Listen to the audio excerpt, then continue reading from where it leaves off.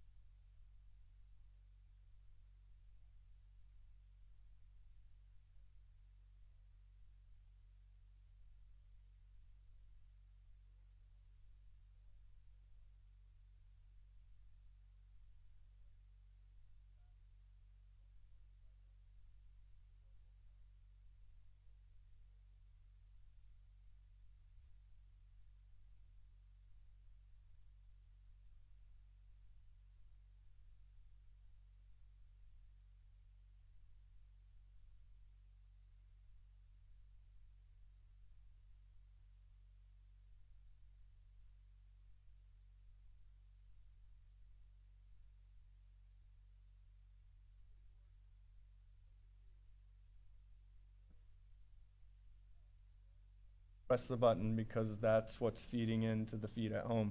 But also, Ms. Getz and the tech team has made a little amplification so that everybody can hear a little better.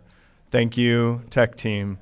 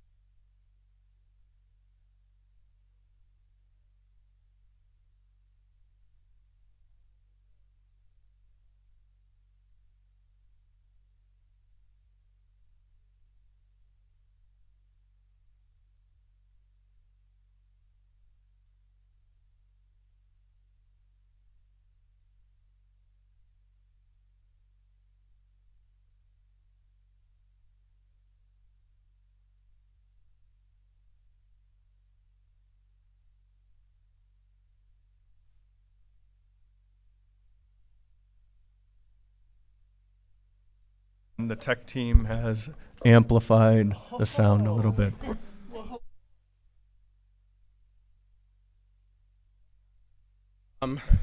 Yes, hello everyone. Wow, you guys can all hear me. I can hear me.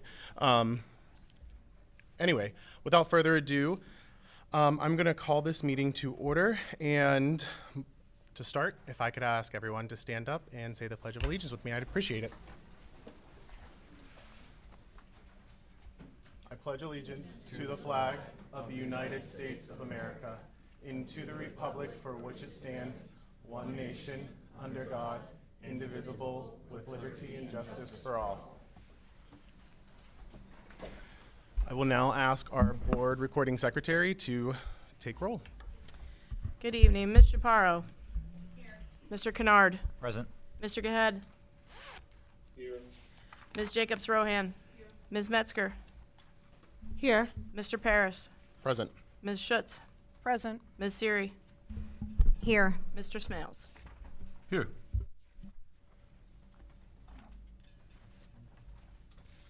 Thank you, everyone. Do we have any presentations? Cool. The first item for consideration and action upon will be a motion to approve, 1, the study session meeting minutes from May 4th, 2026, and 2, the regular voting meeting minutes from May 11th, 2026. Do I have a motion at this time? Siri, so moved. Schutz, second. Thank you. Is there any discussion or any revisions that need to be made to the meeting minutes?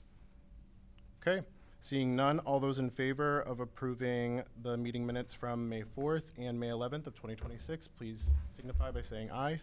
Aye. All those opposed? And all those who abstain? Cool, ayes have it.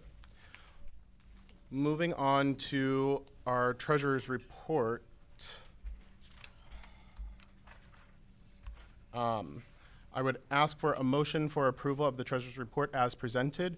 1, the general fund for May 2026, and May 2026 is applicable to all the following: the athletic fund, the food service fund, the capital improvement fund, student activities fund, PA municipal real estate collections, MBM delinquent real estate collections, Keystone collections earned income and local service tax collections, and the general fund approval of bills. Do I have a motion at this time? Siri, I move. Thank you, Ms. Siri. Is there a second? Chaparro, so moved. Thank you, Ms. Chaparro. Are there any questions regarding the treasurer's report? Okay, seeing none, all those please signify by saying aye. Aye. Aye. All those opposed signify by saying nay. Okay, and all those who abstain, cool, ayes have it. Again, just like last week, I'll keep my remarks pretty short. One, I want to start off again by saying congratulations to the class of 2026. That's amazing. Weather was great, amazing turnout. So thank you to the students, one, and then thank you to our administration, two, and everyone else behind the scenes who made that happen. Graduation always goes off without a hitch, especially when weather's not involved, and so we really appreciate that. I even appreciated a lot of the remarks from graduation as well. The second piece that I also want to start off by saying as well is thank you to our community members for not only being here tonight, but also all of the emails, all of the conversations that you've had with the board as a whole, separately, just in general. Having these conversations is so key and crucial. We often say that, a lot of times we sit here and we talk to ourselves, or, we talk to those who are at home, but it really means a lot when the community is giving their input, regardless of, what people may say and or agree or disagree with. And just kind of like last week, I'll say this later on, but I truly appreciated last week's meeting as well. Just the candor, but the respectfulness that came with the candor. I truly can't say it enough. I will say all of it again, but my board does a tremendous job at their time and dedication in this role, and we've all signed up for it, but we also deserve a little respect and gratitude here and there, and I just really appreciate it when it comes from also the community when they do disagree with something that is being proposed. And I also appreciate that for our administration as well. With that being said, congratulations, everyone. It is the end of the school year. Congratulations to our administration and staff and our students, and I thank them for their time and dedication this year. As we wrap up, we will be talking about clearly the budget and also proposed increases to taxes. But one of the really exciting pieces that we will also be doing tonight is welcoming several new hires to the district. We've had several retirements, and so I do want to take the moment to once again reiterate and thank all of our members of our staff and our faculty that are leaving and retiring this year. It means the world of us that you have been here, that you have dedicated so many years to the district, and we'll reference them at that time. Without further ado, we're in our first hearing of citizens. At this point, any community member wishing to come up may do so. I would ask that as we move into our first hearing of the citizens, that you keep your comments limited to 3 minutes. You state your name and address for the record, and you keep your comments related to any items that are on the budget, on the agenda currently, budget on the brain. Please also note that the board does not typically respond to public comment, but rather takes it in for consideration in future governance, and that any comments made will be recorded.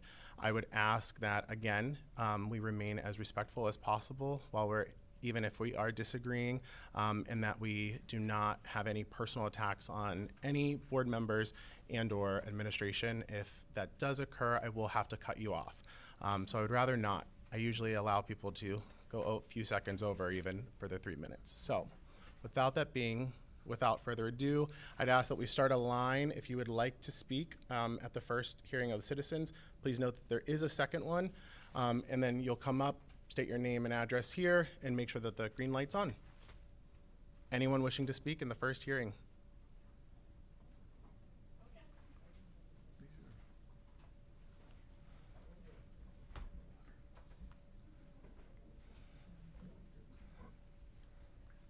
Is that light on? Nope. Press the button on the bottom. Yep. Yeah, you shouldn't need to. Nope. Just right there. Push. Maybe I should read. Hello? Oh, that is definitely working. Should pick up. Okay. Sophia Leisure, 631 Maple Way. I understand that we're all here for the same reason, and most of it, with a lot of people's concern, is the tax increase. We pay about 70% of salaries and benefits, but it's also important to note the fact that, and this goes to like everyone in this room, is I believe this renovation has been put off for quite a while or paused for a while, and all it has caused is the prices to increase more and more and more, which has been mostly everyone's concern. Taxes increasing more each year and the renovations overall increasing each year. It's not going to change next year. It's not going to miraculously decrease. It's going to keep on increasing over and over and over. And the board has pointed out that this is a need, a multi-purpose room, athletic space, stuff like that, that is a need. And one thing I want to talk about is the multi-purpose room. I talked here last week about choir, and I also want to speak also with Model UN. I'm also a Model United Nations student, and we do our monk, which is hosted at our school. And it is so big to the point where Pitt University is telling students to come to our monk to be a part of it. And we have to fit all these schools in a cafeteria. That's not ideal, and we can barely fit them now, and we're not going to be able to fit them much later. Also, the incoming elementary schools, they have over like 80 to 100 kids, and that is a huge amount. My graduating class is 58, and knowing that choir for the past couple of years has been about half of the student grade, as time goes on, it's not going to fit that amount of kids. So a multi-purpose room is 100% needed. Also, I would agree that staffing is 100% needed, but I feel like the problem with that is, as a student in Riverview, I cannot name any empty room space in Riverview. I don't know any empty rooms in here. I can't name one besides the STEAM room, which is already going to be used for, I think, an additional 3 other teachers. I might be wrong with that. But with that, I understand the the concerns about, tax increases. I get it. And I know someone, I believe it was you, Ms. Looper, that had talked previously on how, salaries and stuff. And you did mention a big thing, which is, the economy and stuff. And with that, like I said before, it goes to, it doesn't quite look like prices are magically going to go down. And I have to agree, I don't think it is. Taxes are going to keep increasing, and the renovations that all this is already due, that's also more than likely going to keep increasing. We can't just keep on pausing it because, it's so expensive. It's going to be expensive the next year, the next year, the next year, unless we do it now. Thank you for your time.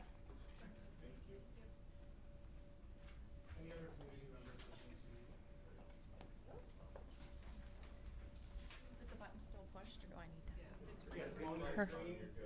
All right. Good evening. My name is Casey Kilroy. I live at 634 9th Street. I want to start out by thanking you for the opportunity to speak on the record. I was not able to attend last week's meeting in person. I did, however, watch and listen to it live on the live stream. There were 2 comments that were made during the meeting that really struck me that the moment they were made, they continue to sort of eat away at me throughout the week. And I felt that it was really important that I amplify that back and reflect it to you. I think it's important that you know how your comments can make an impact to somebody like me when I'm either sitting here or I'm watching from home. The first was during a line item discussion on the budget. When speaking about supplies, I heard, "I tell the principals don't even come back to ask me for more." And that really bothered me. It made me wonder if our teachers are getting enough for their classrooms. How often maybe has a principal needed to ask but didn't because they were told not to? I'd like to know historically if their per classroom budget has been increased, stayed the same, decreased over the past several years. If we're running a surplus in our budget, this is something that I think is really important to consider, to look at that line item, to see what our teachers truly need. You might not have intended that to come across that way, but it did impact me that way. It's very clear, listening to the comments that were made last week, that the stakeholders of our district feel a little bit differently about primary focus and the needs of our schools. Multiple people stood up to this mic and they pointed out ways in which we're not meeting those obligations, and more importantly, how we can do even better. I'd like to challenge this school board to seek creative ways for full stakeholder comment and conversation. And I don't think me being here tonight counts. I'm standing here, I'm speaking at you, I'll sit down, and then you'll speak at the general body. And I just don't think that is a very constructive way to have a conversation. I had to hire a babysitter to be here tonight, and I want to just recognize my privilege in being able to do that, and that not everyone is able to do that, and not everybody is able to be here at this designated time. We elect and trust you, the board members, to handle a lot of decisions for our district. Those are the small things, the things that you're talking about all the time, the things that you're thinking about all the time. And then we see this huge capital improvement project, which would be maxing out a tax increase. I feel the stakeholders should have been brought in much sooner. I want you to know we care. We want to be a part of this process, and that means everyone, the students, the parents, the taxpayers, and the teachers. Just as you push our children in the classroom to exceed your expectations, I challenge you to exceed ours and come up with a way to give us a seat at the table. Thank you. Thank you. Anyone else?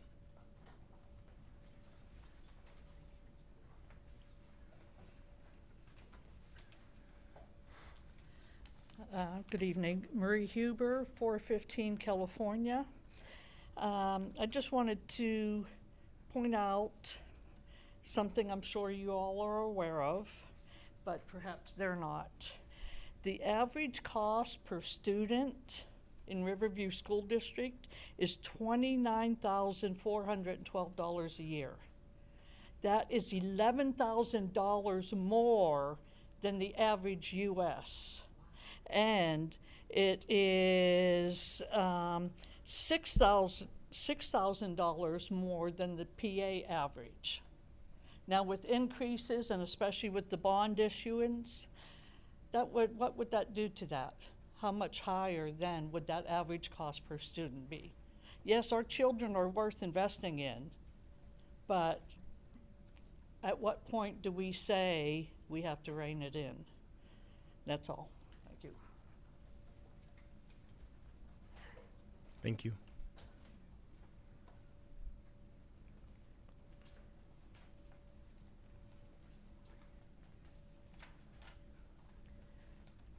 Patty Friday, 1229 Virginia Avenue. Having served as Verner Elementary School's principal for 16 years and as a former member of Oakmont's Borough Council for 8 years, 2 of which as vice president and 2 as president, I understand both the challenges of managing public budgets and the responsibility of making fiscally sound decisions. The primary mission of our schools is to provide students with a high-quality education. Research consistently identifies the characteristics of high-performing school districts, including strong academic achievement, high student attendance, positive retention and graduation rates, effective teachers and student satisfaction and their well-being. At present, our school district is facing a significant transition in its teaching workforce. The retirement incentive has resulted in some of our most experienced teachers leaving the district. In addition, teachers are positioned to retire in the next coming years. High-quality teaching remains the single most important school-based factor influencing student success. As the district seeks 2 ways to improve student outcomes and strategically allocate our limited resources, I urge the board to prioritize investments that directly support teaching and learning. In a financially challenged school district where taxpayers are already facing economic pressures, committing approximately $10 million to an auditorium raises important questions about priorities. While an auditorium may provide benefits to the community, it's not among the indicators used to measure the quality of effectiveness of a school district. Student achievement, teacher quality, and educational opportunities are the factors that most influence a family's future and the district's long-term success. I respectfully encourage the board to focus its resources on initiatives that strengthen classroom instruction, support and retain quality educators, and directly enhance student learning. These investments will yield a far greater return for our students and the community than a costly capital project that does little to improve educational outcomes. $10 million divided by student enrollment, which this year is around 1,000 students K through 12, and factoring in the number of times the auditorium will be used, plus the tax burden, this does not seem prudent. Thank you for consideration and your service to our school district. Thank you, Ms. Friday. Any other members of the public wishing to be heard?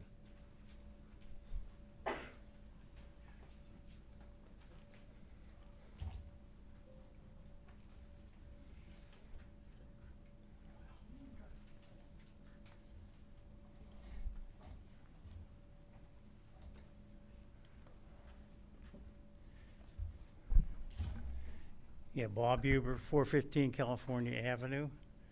My wife was up here just a few minutes ago, so I just wanted to, I remember I was here at the last meeting, and there was some discussion of how we got to this point, okay? Now, I've been here in this community since 1969, and probably bought a house about 2 years after that. So we're looking at 55 years of taxes, which is a bunch. And the background, okay, on this school, I was there 69, this school was built in, I think, 75, okay, or either started or around that time. The community was very divided over supporting the school. And there was an act called Act 34, which sort of limited how much you could spend on a high school without going through the referendum process. And so to keep from going through the referendum process, they kept the cost down as much as they could. And originally there were no walls in a lot of the buildings, and they had to put in walls later later down the road. But anyway, that's how we end up in the predicament we're at today, where we're adding facilities, which could have been added initially, but the community would not support it even at that time. So now I have had 2 daughters graduate from this high school. Okay, both have gone on to be teachers. Both are teaching, have current teaching jobs out of state. So they may do with the facilities as we have them now. So I'm urging the board to seriously consider not increasing taxes to the community, and that the building does not improve the learning, in my estimation. Thank you. Thank you so much. Mr. Paradise. Yeah, hi, Nick Paradise, 405 Delaware Avenue at Oakmont. Thanks for having the opportunity to speak.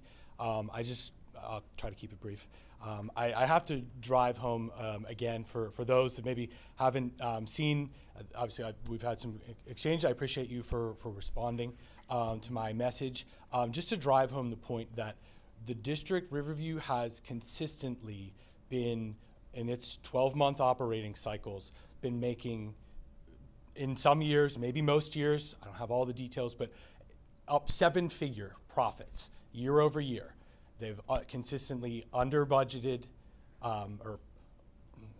they've consistently projected expenses to be higher and revenues to be lower, and been clearing more than $1 million. This was spoken directly to last week. There is enough funding available to use some of that revenue profit to close the relatively small operating budget loophole, put the rest into reserves, emergency funds, and not raise taxes. There is. I also just have to reinforce this, coming in with a daughter, entering kindergarten and looking through that she's going to be provided an iPad. This at a time when more and more research is coming out that the harms of excessive screen use for young developing children, and not to mention the expense of trying to keep up with technological investments, which is a losing race. We all know how quickly that evolves. When the classics of the fine motor skills and the handwritten and all those things are more valuable, more important anyways. And finally, I have to just, with these expansion plans, to see a need for esports or an opportunity for esports cited, which is, for those that don't know, is video games. Video games as a need or something that this expansion would talk of, and not a word said about how there might be an investment towards skilled trades, an area where we are woefully unequipped as a people, as a country, for retirements and everything. It's already hitting us. It's only going to get worse. And those are very good paying jobs, family sustaining jobs, that also appeal to a lot of students that traditional schoolwork, book work, maybe doesn't fit to. So if something like that, like if you wanted to make a major investment and turn things, that would be to me, you'd have me much more open-minded if you said, we're going to find a way to entice and make kids more aware of the benefits and the skills, not even if they don't want to pursue it as a career. You hired a plumber, you hired an electrician, the ability to do any of those little things yourself, these are things for life, far more valuable, as important as athletics are, as great as arts are. That's a much better investment, but ultimately, this is just going way too fast. I really appreciate seeing the crowd out here tonight and last week, and I just hope the school board takes it all to heart. Thank you. Thank you. Any other comments for our first public comment? Hi there, Debbie Easler, 816 13th Street. I want to thank you for responding to my email. So I sent an email to every one of you about my concerns on the increase in taxes. And my, I guess, questions that I have for the board, and I don't know if you guys respond to this or not, but what have you looked into for other programs? So if you're looking at the sports programs, where have you looked into other schools to be able to work with them and utilize the students to be able to go there versus just doing a program here with 60 students that are graduating? And the increase of students isn't going to be 100 and 500. It's not going to be like Fox Chapel, Penn Hills. And that's where I graduated high school at, right? I've lived here in Oakmont for over 30 years. And if you're going to invest in the taxes, then put it towards them doing math and reading, because that's where we're failing at as a country, right? And not in a gymnasium. But I also say, I'm not saying eliminate it, but look at other programs and other school districts where we can join in and perhaps link onto their programs. That's what I have to say about the tax increase. Thank you.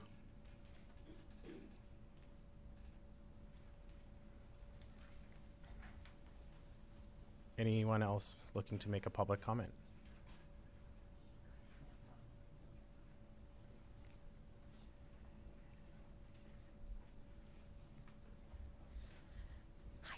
Hi, my name is Karen Connor. I live at 9 Riverfront Street, and I'm concerned about the tax increase. I looked up my taxes, and I currently pay $19,399 in taxes every year. I've never had a child go to this school district. I raised my children in the Fox Chapel School District, and I happened to look up the house I owned in Fox Chapel. The taxes on that are only $12,000. So I'm paying $19,000 here. I'm worried about a tax increase. I think there must be better ways of getting the per student rate down, considering the small amount of students we have in this district. I'm also a realtor. I work for Remax Select Realty, and I'm concerned that buyers don't want to come to Fox Chapel because of the taxes. I've had a lot of people look here and turn away because they can't afford the taxes here. So it's a problem, you know, not only a tax increase is a problem, not only personally, but also to my business and our community, because people don't want to come to Oakmont because we have the reputation for the highest taxes. So thank you very much for your time. Thank you.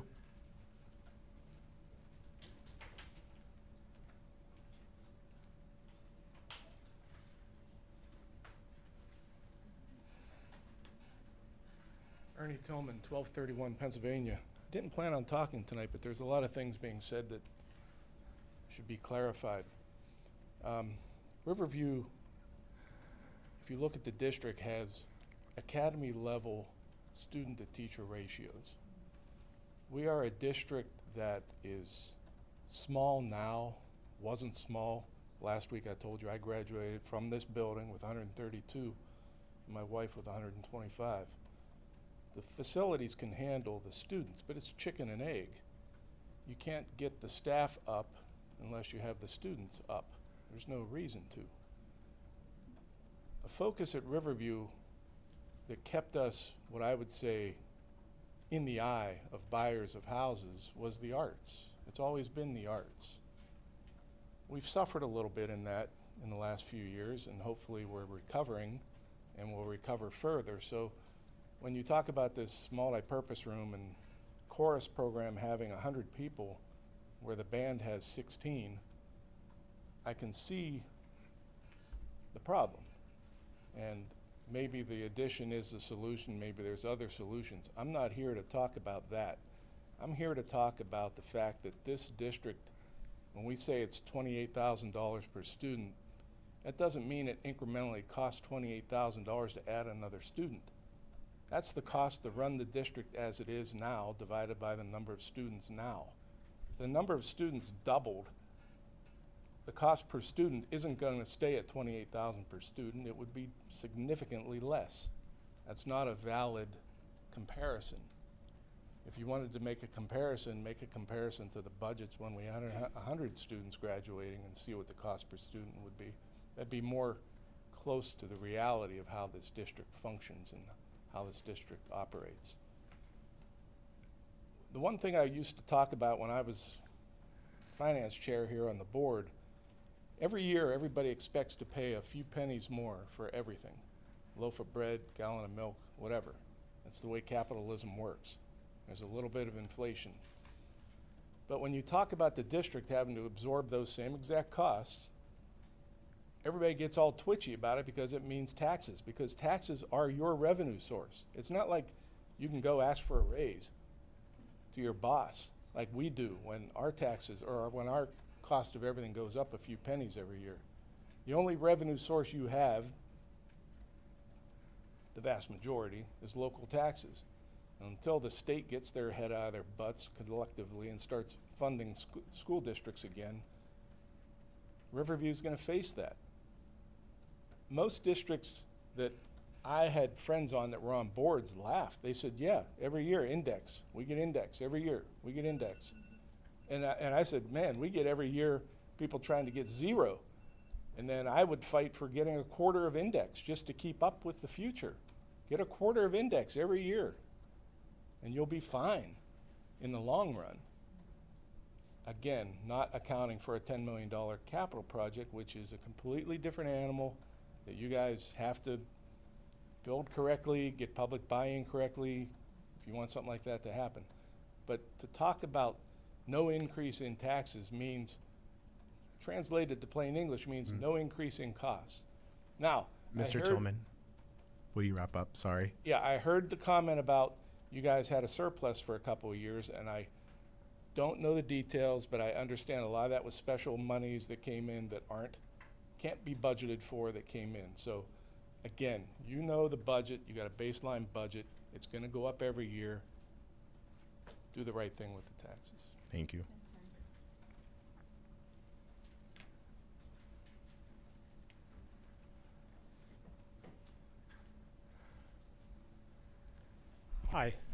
Gerald Monica. I have a property at 418 423rd Street. Yesterday I sent a email to the board. Hopefully everybody got it. Real simple. I'm not crying. I'm a landlord, but I have two elderly women that are on fixed income, Social Security, basically above the poverty line. They can't afford the increase. And I'm retired myself. I have maintenance to keep up with, but they could not attend to express their feelings, but they're asking me to not have a major increase. I understand the students come first, but please consider taking a reduced if you have to raise it. But that's about all I can tell you. Just keeping. Not everybody in Oakmont is working. You do have a lot of retirees between Verona and Oakmont, and they can't afford it. So, thank you for your time. Thank you.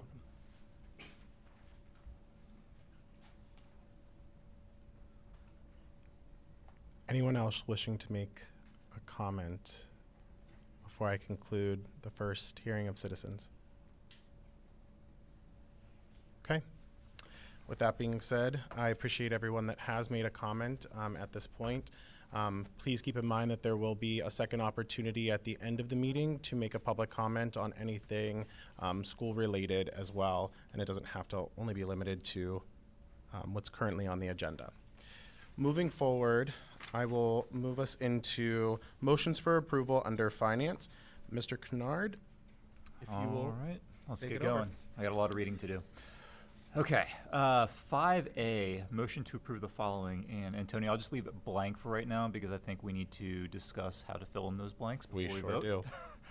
So we're gonna, for the 2026-2027 final general fund budget, recommend approval of the 2026-2027 Riverview School District budget at a tax millage rate of blank mills for a total revenue of blank.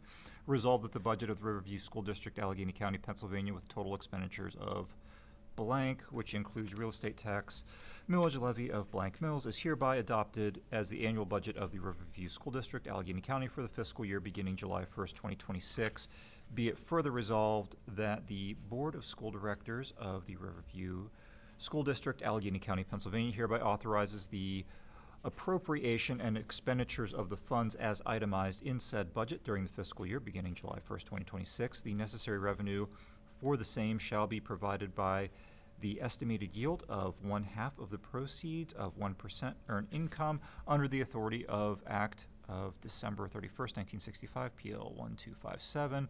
The estimate yield of the proceeds of 1/2 of 1% realty transfer tax levied and assessed pursuant to the prior resolution heretofore levied and assessed, and by a school tax on real estate which is hereby levied and assessed at the rate of blank mills on the dollar on the total amount of the assessed valuation of all real estate taxable for the school purposed in the Riverview School District, Allegheny County, Pennsylvania, or at the rate of blank on each $1,000 of market value. The 2026-2027 Riverview School District budget will be available for public review at the Riverview School District Business Office and District website beginning July 1st, 2026. Okay. 5B, to appoint all tax collectors and agencies as listed below. Tax collectors for the current real estate tax. There being a vacancy in the Office of Tax Collector at the Borough of Verona, the school district will act in its own right pursuant to 8 PACS 902 through the Office of the Board Secretary to collect school district real estate taxes on property within the properties within the Borough of Verona. In the event that the district engages an agency to perform billing, collection, and reporting services, commissions shall be paid in accordance with the schedule of commission rates most recently adopted January 2002 by the Riverview School District. The elected or appointed tax collector for the Borough of Oakmont shall be responsible for the collection of all real estate taxes with respect to collections from the Borough of Oakmont, and that the commission shall be paid in accordance with the scheduled commission rates most recently adopted January 2002 by the Riverview School District prior to election to the term of office. Surety bonds shall be secured and maintained on the elected Oakmont tax collector and the board's secretary as required by law on an annual basis with respects to the aforesaid taxes commencing with and continuing beyond the school year 2026 to 2027 in the amounts otherwise determined. Okay, can I get a motion to discuss 5A and 5B? Paris. Chaparro, so moved. Oh, Chaparro's first. Who's second? Ms. Jacobs-Rohan, do you want second? Perfect. It's open for discussion. I just wanted to start with a general point of clarity. We're talking about budgets like usually half the year, so it's a lot of planning that goes into this, and the idea of expansion or refiguring our buildings is not something we came up with 2 weeks ago. We originally embarked on a feasibility study years ago discussing what our 5 to 10 years looks like. We looked at all 3 buildings in the district. We looked at possibly combining elementary students, K to 12, maybe 3 to 6 different buildings, merging people, Oakmont to Verona, Verona to Oakmont, all these different scenarios, trying to see if we would be able to relieve some space where we've got, more availability in one building, less in another, that type of thing. We went through lots of scenarios trying to see if that would help us with space issues where we're, really full, and if that would save us any costs or whatever. As you know, the transportation also factors in there, so it wasn't necessarily something that was going to save us more money. It was actually probably going to be logistically more challenging to have kids swapped from each borough in different buildings. So basically, we went through all that to say that it isn't like we just came up with this idea a couple weeks ago. We went through that whole feasibility project. Later started in multiple months of meetings talking about expansion projects, capital projects, ways we could add on, ways we could refigure spaces and all of that. So we've been talking about this for years, and I appreciate the attendance the last 2 weeks at this meeting, but we usually sit in the auditorium with about 5 people in attendance. So, and all of the information about all of this stuff has been publicly available, whether it was on the website, the Facebook page, wherever, you would like to find it, or even in the office, central office. So none of this was like being hidden by any means. And so I guess I would encourage all the attendance that we've had these last couple weeks to continue year round, not just when we have a budget voting meeting, because the fact that this was something no one knew about till 2 weeks ago is wrong. This has been discussed for years, and I've been on the board now 7 years, so I've been through lots of these iterations, lots of different things. I have a great respect from all the people who've served in finance, especially, and being in the communications marketing role, I've made a huge push for transparency of communications, availability of information, all of that stuff from every corner of the district. So I would say that all of this information has been publicly available, and anyone and everyone can come to our meetings every week. Twice a month. So I just want to clarify that this isn't something that was a knee-jerk idea last month. It's something that's been discussed in lots of ways and shapes over the last few years. So just keep that in mind. And while I know this year's class, my daughter was included in that 58 kids graduating, it was kind of remarkably small as compared to a lot of the other classes that are in the 70s and 80s, which actually has been on an upward trajectory since COVID.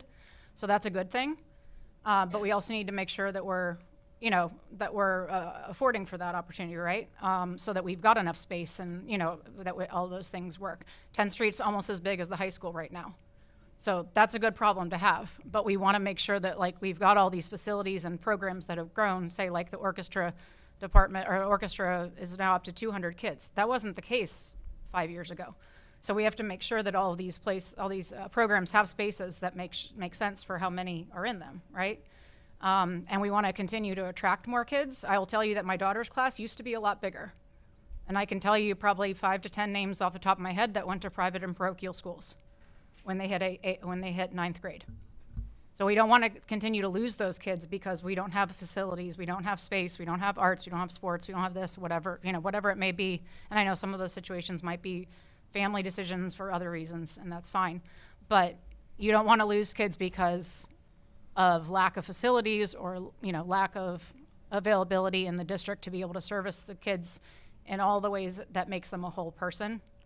And so I just want people to keep in mind that from kind of the broad perspective. So all that to say, I certainly support a project like this. I think we'll have to, if it goes forward, we have to do our due diligence to keep it in check.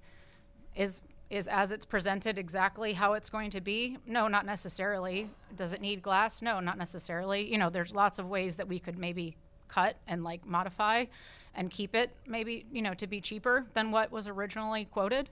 We're voting on a budget tonight. We're not voting on an expansion of a building. So these things are not finite. Just because there was one proposed, thing and what a building could look like. Keep that in mind. Also, I think everybody needs to also keep in mind of all the different parts of this expansion that will not only be for the arts, but will affect a lot of other spaces, even in like home economics and music and sports and like all these ways where we can utilize this, spaces just better overall for all the kids. It's not to serve any one population. It's to be able to continue to build and grow and maintain and retain, the people we have. So sorry that was long-winded.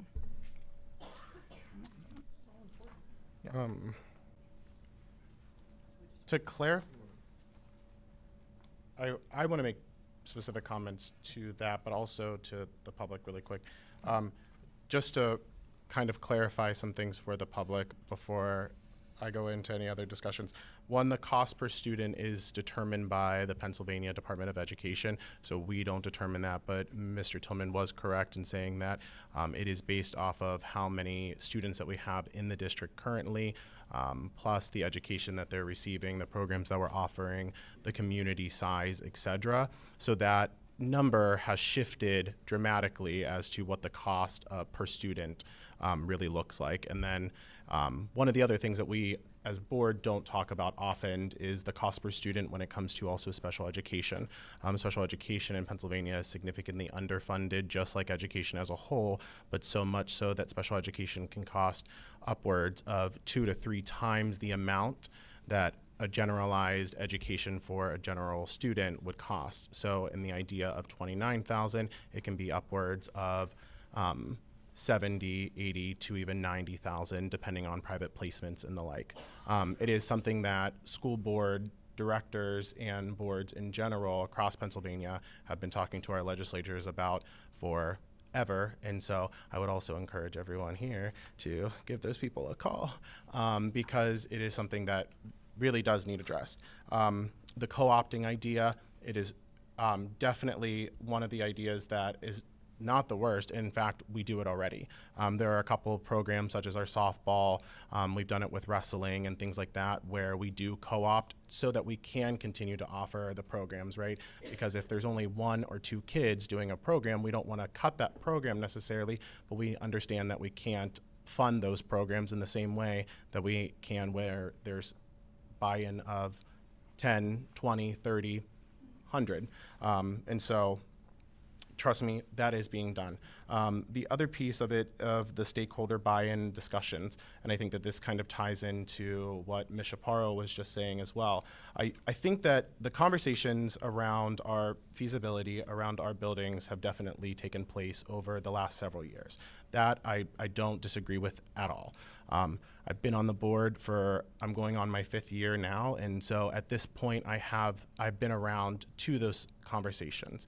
I will humbly disagree with the cost pieces. I think that those have relatively come to play more recently, that we've gathered that information over this last year. How much the expansions were coming in at was even something that was relatively new in terms of finite numbers as of February, because that's when we were getting the bids, right, or the projected bids. So I don't know necessarily that you're not wrong in saying, right, that these conversations have been continuing for quite some time, but the number piece and where, our community buy-in is really coming into play is that number piece, and those have been relatively short conversations. Even up until last week, the $515,000 amount for the bond was a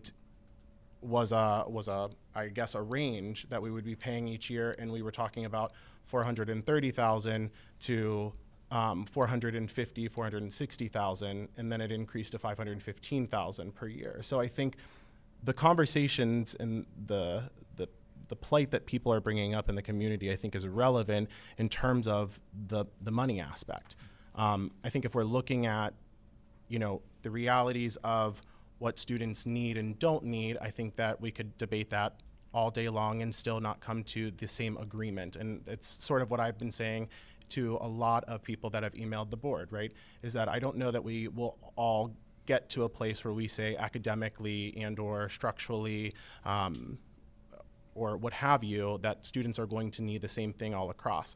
I can say for myself, being a graduate of this district, that my class was a class of 98.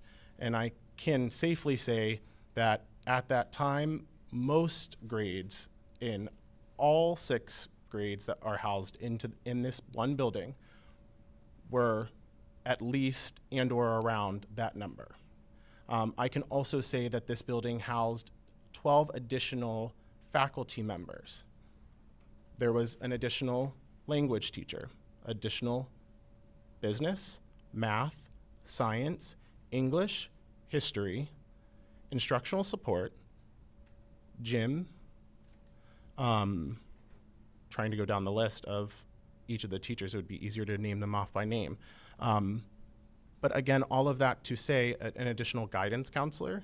I mean, we've had a substantial decrease in the amount of support staff, which in turn I think speaks to our educational services that we're even still able to provide at such a high quality. I don't think that the administration then and or now was necessarily wrong for what they had to do with furloughs and things like that, but I do think that when we're speaking about these educational costs, we could be talking about, well, where should the money really go?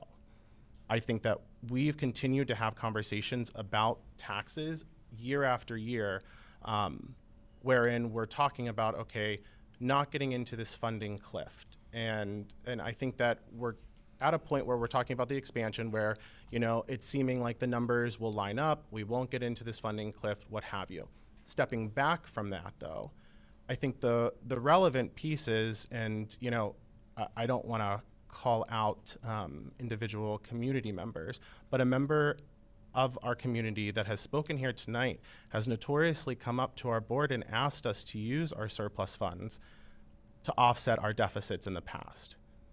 Each year we have talked about as a board using some of them and or a portion of them so that we aren't increasing it to the max.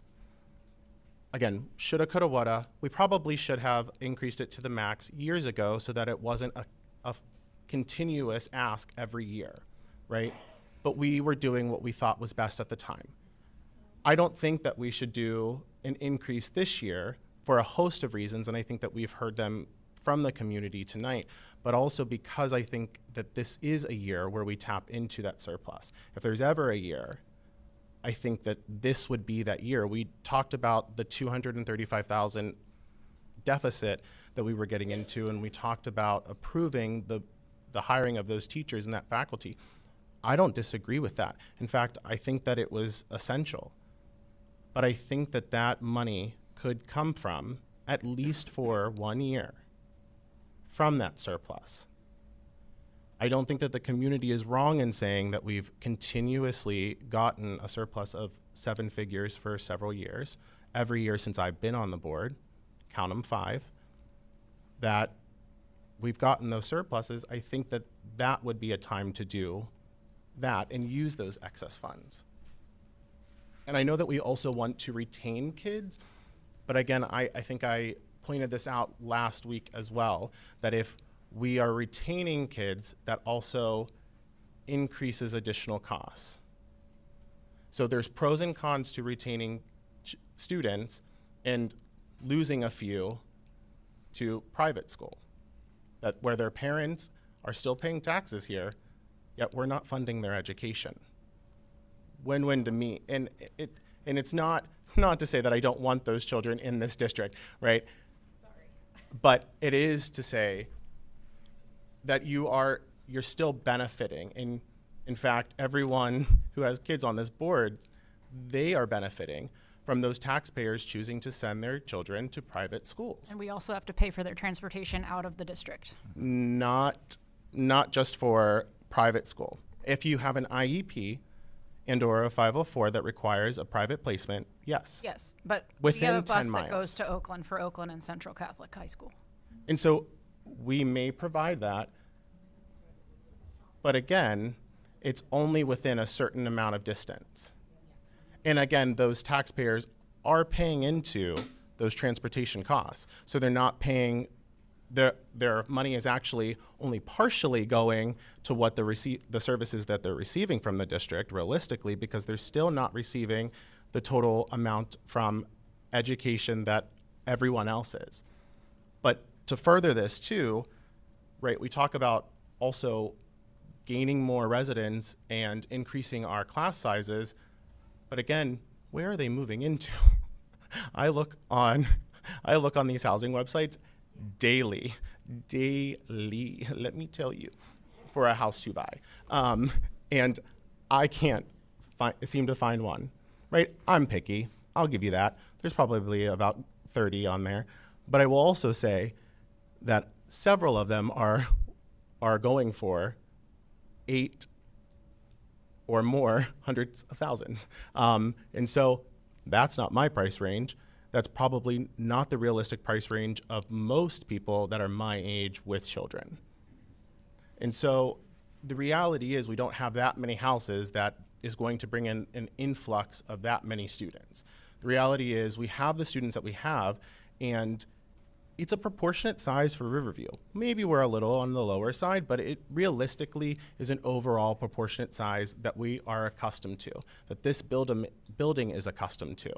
Again, if it housed an additional 12 instructors and or staff members, they had to go somewhere. I do think that there are ways to look at restructuring. One of them being we started doing the junior high program with only these teachers teaching only junior high. Their prep periods are all at the same time. They are all housed downstairs, etc. But what that does is it limits the amount of teachers available for the high school educational classes. The teachers that are downstairs, Miss Ivanchek, Miss DeLuca, I can't think of his name currently, and it's escaping me. Mr. O'Malley. Mr. O'Malley, thank you all. All of those people used to teach multiple grades across all levels, but they are now only relegated to teaching the junior high. Again, that takes away from the amount of teachers that are available to teach other classes at other times. And so structurally, are there things that we could do to make better use of our facilities, of our staff, of our support, and our resources that we currently have? And I think the answer to all of those questions is yes. And so if you were asking me, do we need this expansion? I'm gonna say absolutely. I also went here as a student. So would I have greatly benefited and wanted those spaces? 10 out of 10, yes. But do I think that they need to come at the cost of raising taxes this year? No. Do I think that we can do more efforts and work to look into other funding sources? Yes. And do I also think that it's a necessity? Necessity is crazy to say. I think it's a want, I think it's an ask, but a necessity is water, clothing, and food. A necessity is proper education. A necessity is security that all of our families and our community members can be grateful for in a community like ours that we have and we provide. I think a lot of the things Riverview affords is beyond a necessity.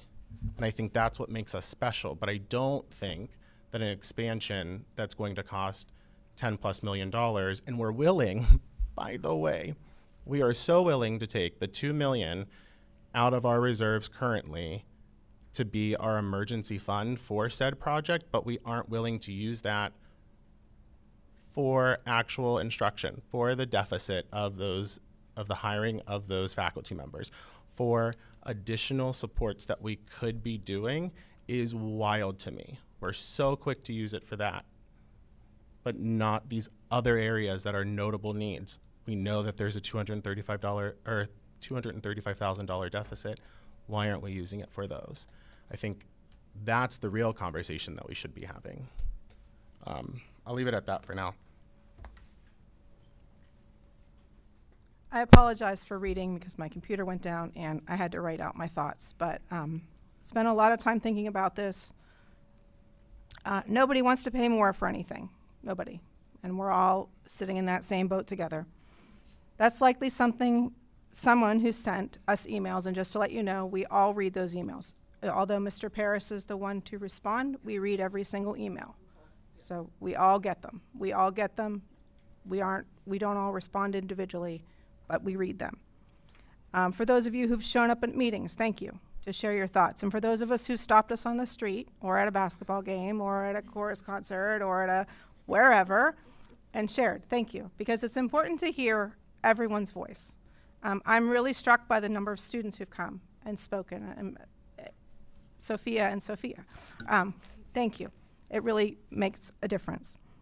It's not just as simple as a money thought, saying it's been 50 years, it's been fine, instructional styles and space are not what they were 50 years ago. Education in the way it's delivered has changed. So we can't say just because it worked 50 years ago and the way that it was presented is not always apples to apples. Expectations of our teaching staff is not what they were 50 years ago. Course needs are not what they were 50 years ago. Class sizes change, course offerings have to be increased and needed based on changes in curricular requirements in post-secondary education and careers after high school. Students are having gatherings in the gym or at Nexus to fit into spaces here at the high school. Classes are being placed into inadequate spaces that can't accommodate the growth. Teams are juggling spaces to practice across 3 different buildings or 3 different gyms. There's opportunity for growth, not only for our school, but for our community. Imagine a space where the community could gather for events, concerts, speakers, etc. While there are multiple layers and sides to any difficult decision, the view here seems to be viewed by a skewed rendering of a lobby space. What I ask you to think about is the space behind that lobby space. Yes, it seems grandiose and large, but there's things that will happen in that space that give us opportunities for expansion of class offerings, performance space, athletic usage, student gathering and assemblies. You have to look past the lobby to see what's inside. So we can keep kicking the can down the street to see when the need becomes a priority. Designs are not set in stone and schematics are not set in stone. So what you see on that page is not what has to be reality. And then there are discussions of need for more teachers and staff to cover areas. And then there's discussion of more use of space differently or more efficiently. There will always be and thens, as many times as we go through this. Perhaps this is an opportunity to see how the project can happen in a capacity that's more palatable financially while addressing the needs that have been assessed. It's not a vanity project to appease anyone. It's a project proposed after needs assessment was completed, benchmarking and best practices were considered, staff and faculty were consulted, and presentations were given around master planning on this area since October of 2024. The information's been available to watch, attend, or read from minutes of the board meetings as well as postings online. We live in a time when expenses are at every corner, and yet we have to make decisions in our own lives as to what is needed to keep us moving forward. Our Director of Finance and Operation has provided extensive reports, charts, spreadsheets, and her approach has been to break these matters and amounts down into feasible chunks that are more easily understood. So here it is. I feel in the best interest of growing our district and community by adding a basic need within a high school building is to start feasibility studies with a minor increase in the budget that allows for funds to be generated and for funds to grow. There are also smaller projects that could be considered if it's determined that the large-scale project isn't within our grasp once it's looked into. As Ms. Lubert says, there's always time to sharpen the pencil. Look more stringently at the design of the space, research potential funding sources to support, adjust the scope of the project, in the end, still providing a glimpse of what could be possible. The Oakmont and Verona communities are growing with new businesses and more people coming through our towns. This fall, we'll have the opportunity to share these spaces with more people coming in to watch events under the lights at Riverside Park. Let's keep it vibrant and moving forward by also providing for the ever-changing needs of how education in and out of the traditional classroom is delivered. The side of issues around money, taxes, projects, salaries, supplies, etc. is our greatest asset. That's the student. That's the side for me. The human beings who walk out of these doors each day. If they need space, we should work to help find it. If they need support, we should work to help find it. If they need supplies, we should work to help find it. But in 2026, none of these things have the same parameters that they did 5 years ago, let alone 50 years ago. This time of year in towns across the state, difficult decisions have to be made as to how to fund the needs of our schools. It's a tough model for education to have limited funding from our state as it's left up to our communities. I know that makes me angry, putting the burdens on taxpayers. This practice rears its inequitable head in communities large and small, affluent and economically disadvantaged, rural and urban. Meeting the needs of our kids helps to make our communities better, make these places people want to come to, and help unite us around a common thread, which is our students. In a world that seems so hell-bent on taking sides, I feel there is a space in the middle to listen, consider, and connect, rather than find reasons to break. Can you repeat that last sentence? I like that. Gotta pull it back. Oh, sorry. It's not been a good technology day for me. In a world that seems so hell-bent on taking sides, I feel there's a space in the middle to listen, consider, and connect, rather than find reasons to break.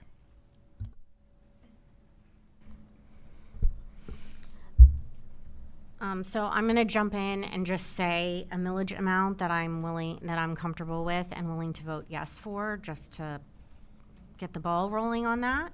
And I want to also begin by saying that I have been checking my phone, and I will be checking my phone throughout the meeting. I have a parent that might have to go in the hospital. So just in full transparency, like, I'm keeping an eye on that and might have to step out at some point. So my ask is for 0.3294, which is the 1.25, which is what we voted on for the proposed budget last month. My reasoning is that I don't think that it's financially prudent to try to pay for recurring expenses without money for it. That's just my budgetary outlook. I think that I've worked in places that have not covered recurring expenses. They have used funds that they have in other accounts to pay for those recurring expenses, and it's been to the detriment of everyone at some point because of that. In regard to the bond, I'm unconvinced that we can afford it at this point. I think we need more development of plans and more defined outlook of materials, and just more conversation about how we move forward with that. I'm not opposed to the idea at all in its entirety. I think we need more investigation, more conversation, and more discussion and community input. While I agree with what's been said, that this has been something, feasibility studies have been being completed. I've been on the board since December 23, I think. Couple years. I have been included in most of those conversations. I do think that some of this project we can do with capital reserves, as we are doing the cafeteria and the windows at Werner, the cafeteria in this building, including specifically the family consumer science room, the art room, tech ed, the adjustments with the athletic director office and the security space, taking out a wall. I would be interested to hear more information about how we can address the choral room, regardless of whether we move forward with building an addition. I think that's the only spaces specifically that I would want us to see capital reserves used to address. So that's my input at this point. Thanks, Bridget. I think just to address your point, and one that that Jen also made. To be clear, we're not voting today on expanding the junior senior high school. We are. And we're moving to phase 2, and it's well, we're not voting to say like we're spending $10 million on a building. Like there's a long path that we need to go down to decide on the final design, the materials that are used, because I think we saw the numbers, and those numbers are pretty big, and I think we need to challenge the designs, the materials, other avenues of funding. We're not voting today to take out a bond in any specific amount either, because we don't know what that amount would be based on if we approve the project, what that final number is, how much we have in the capital reserves, how much money do we actually need. We don't know. So I think it's important to say, like, the vote today is not, hey, the junior senior high school is getting renovated. It's to give us financial flexibility to be able to do that in the future if we so choose. I think Aaron brought that up too. If we don't, that money stays in the capital reserves. It could be used for future projects, potentially smaller projects to renovate key problem spaces. But I do think that we need the larger space. But I think that the community had a lot of concerns about the overall design. The glass, it looks very expensive. Are there cheaper ways to do it that we can bring the cost down? I think that's fair and still get what we want. But that's not what we're voting on today, just to be clear. Well, and I get what you're saying, but I do think that was the impression that the community has been getting, though, that we are voting on this today. I even thought we were voting on it today. We talked with the reporter last week, and Neil and I both actually articulated that was a part of we're the voting on finalized, realistic discussions, was moving forward with the project or not. What And we so- voted on last was the 1.25 that Bridget mentioned gets us to maintain personnel and services with the new teachers we're adding now and not cutting anything. That does not commit us to any sort of expansion. We are moving. There are items on the agenda that talk about testing of soil, other steps in the process, but that's not saying we're taking out a $10 million bond. That's checking out, like, what can we do? What's feasible in this space? Or, but that's not committing us to a $10 million bond to add on to the building today. And that the result of phase 2 may tell us that it's going to cost way more than $10 million. And we need to pump the brakes and stop. Or it may tell us that everything's fine and maybe it costs less. We don't know. Well, I think and what Antonio might be thinking is that when we discuss doing to the max, the index, that the purpose of that would be to parlay any of those funds into potential bond. Yeah, and we were would give us that financial flexibility. And I know that I'm not crazy in saying that the idea was to have these discussions at the same time so that should we decide to increase to the max index, that those funds would be used for the expansion. That's the further. It's listed here that we are approving phase 2. We also previously discussed that we wouldn't move to phase 2 if we weren't moving forward with the expansion, i.e., if we're approving phase 2 today, we're approving the expansion. We may not be approving the final numbers, but that's. I wouldn't be comfortable moving forward until we see the results of phase 2 because we don't know how. Well, correct. There could be something in there that you can always stop the cost. plan, but I'm saying in every meeting that I've sat in, my understanding was that we were voting on these things parallel together so that because they mimicked each other. Every presentation we've asked Sheila to give over the last 2 months have also been indicative of that same belief, where she's parsing numbers up here to show us here's what the money looks like if we increase to the max index this year and don't increase over the next X amount of years. We even went to her, I personally went to her this week to ask her, can you make this work over 5 years if we were to increase to the index max, so that if we needed to do that, we were assuring our constituents that we weren't raising taxes for the next 5 years. And she provided that data to the Finance Committee and myself and to the board today. So I think it's I just want to make it, like, there's still a lot of work to do, and there's still a lot there's of opportunities. always going to be work to do, but the idea of moving this forward was what we were voting on today. But what was approved as the proposed was only the 1.25, and that was to proceed with no cuts and maintain staffing and programs. That Correct, did that not was- could us to an expansion progress or Correct. project at all. So we could proceed through phase 2, and maybe there's some major issue that could prevent the project altogether. We don't know yet. I mean, the same thing happened to some degree with the cafeteria renovation for this building.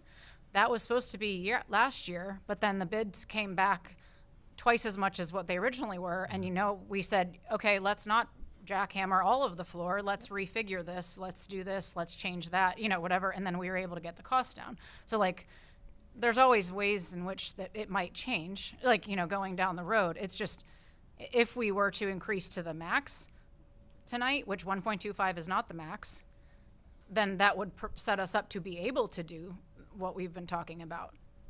It's not to say that we're committed to it.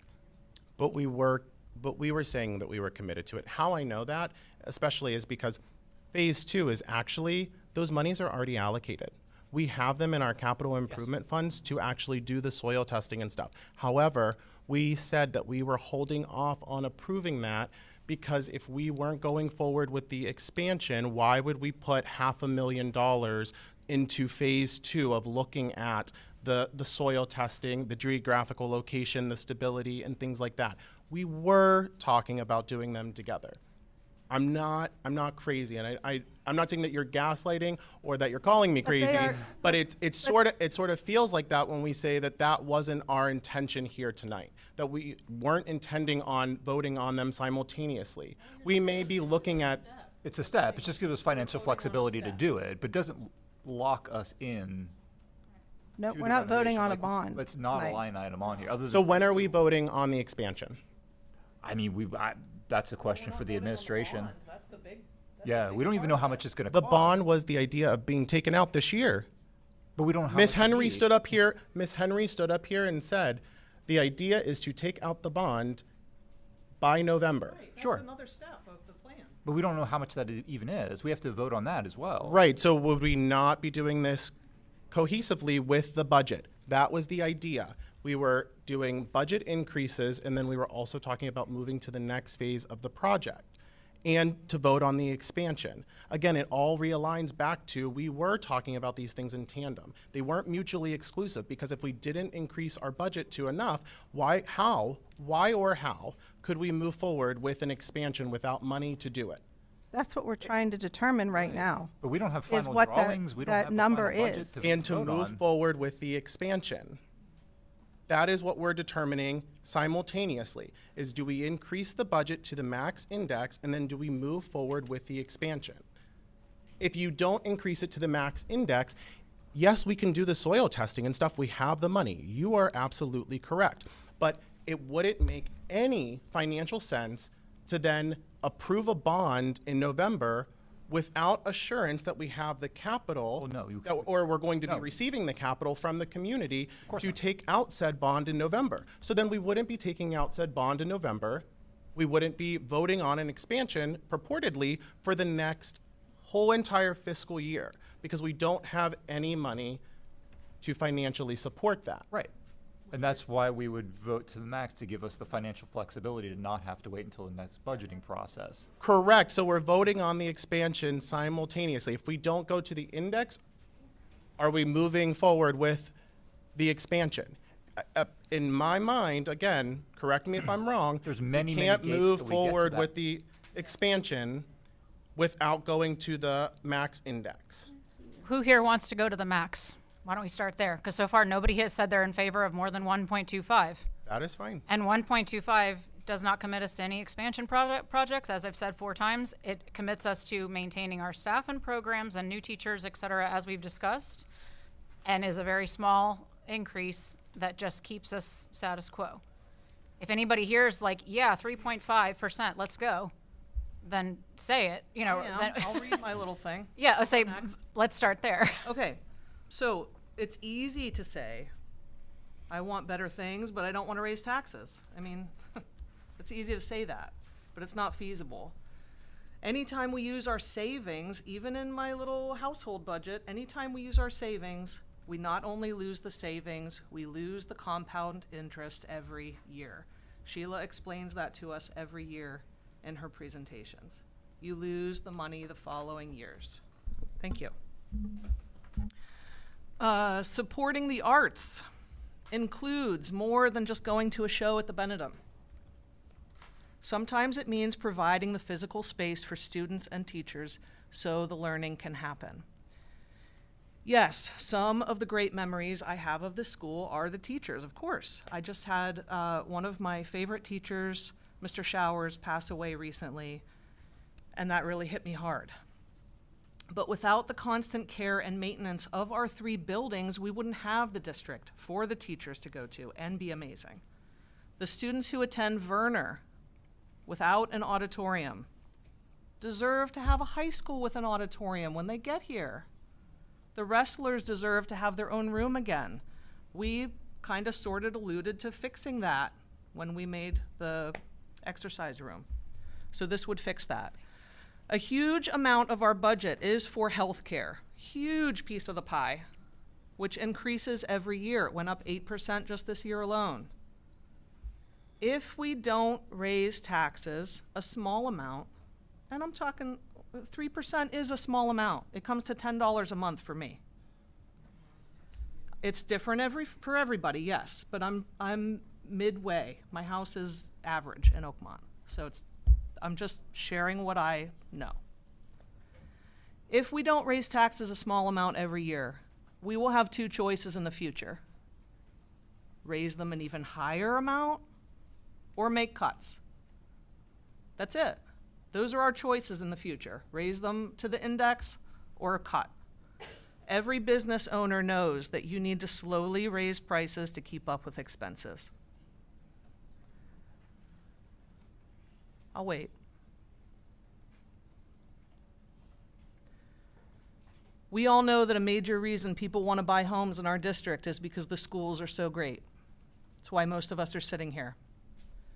Residents who don't have students in the district get benefits of the high value in their homes because of the schools. They also get the benefit of students being involved in so many activities, including the arts. So there's very low crime in both of our towns. I am supporting a raise in taxes to raise the basement level of money in order to support not only the big projects, because we can even table that. I would still want an increase, and here's why. The healthcare has gone up. We need to keep paying that so we don't reach a cliff. It'd be fantastic if we could follow the numbers that Sheila shared with us today that showed, okay, if we raise it high now, the next 5 years we wouldn't need to. That'd be fantastic. But here we are. We're at this point, and these are my feelings. Thank you.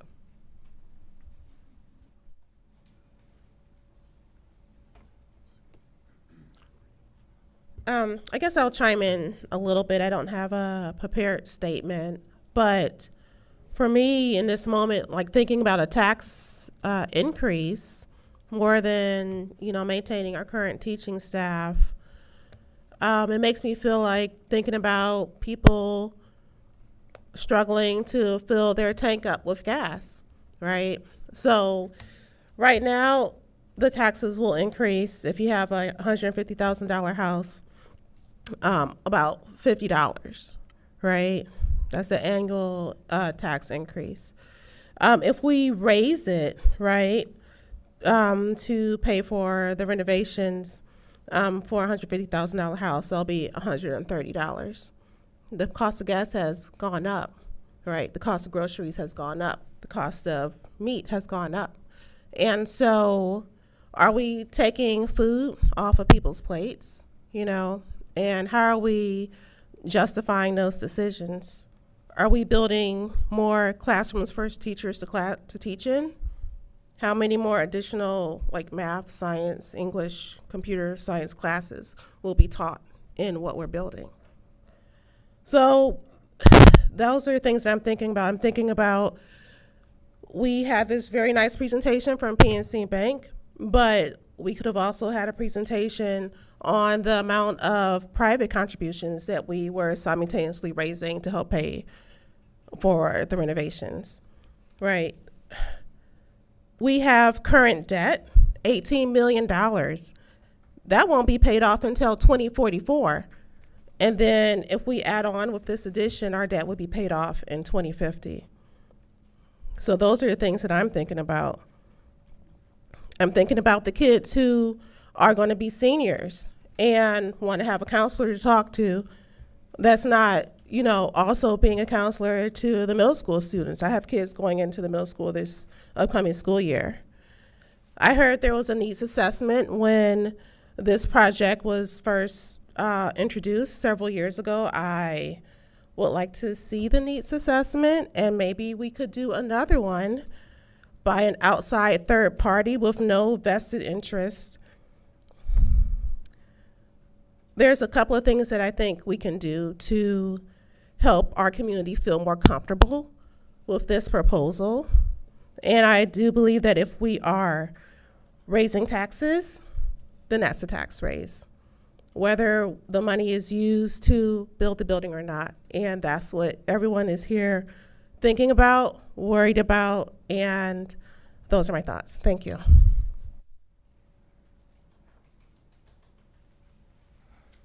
Thank you.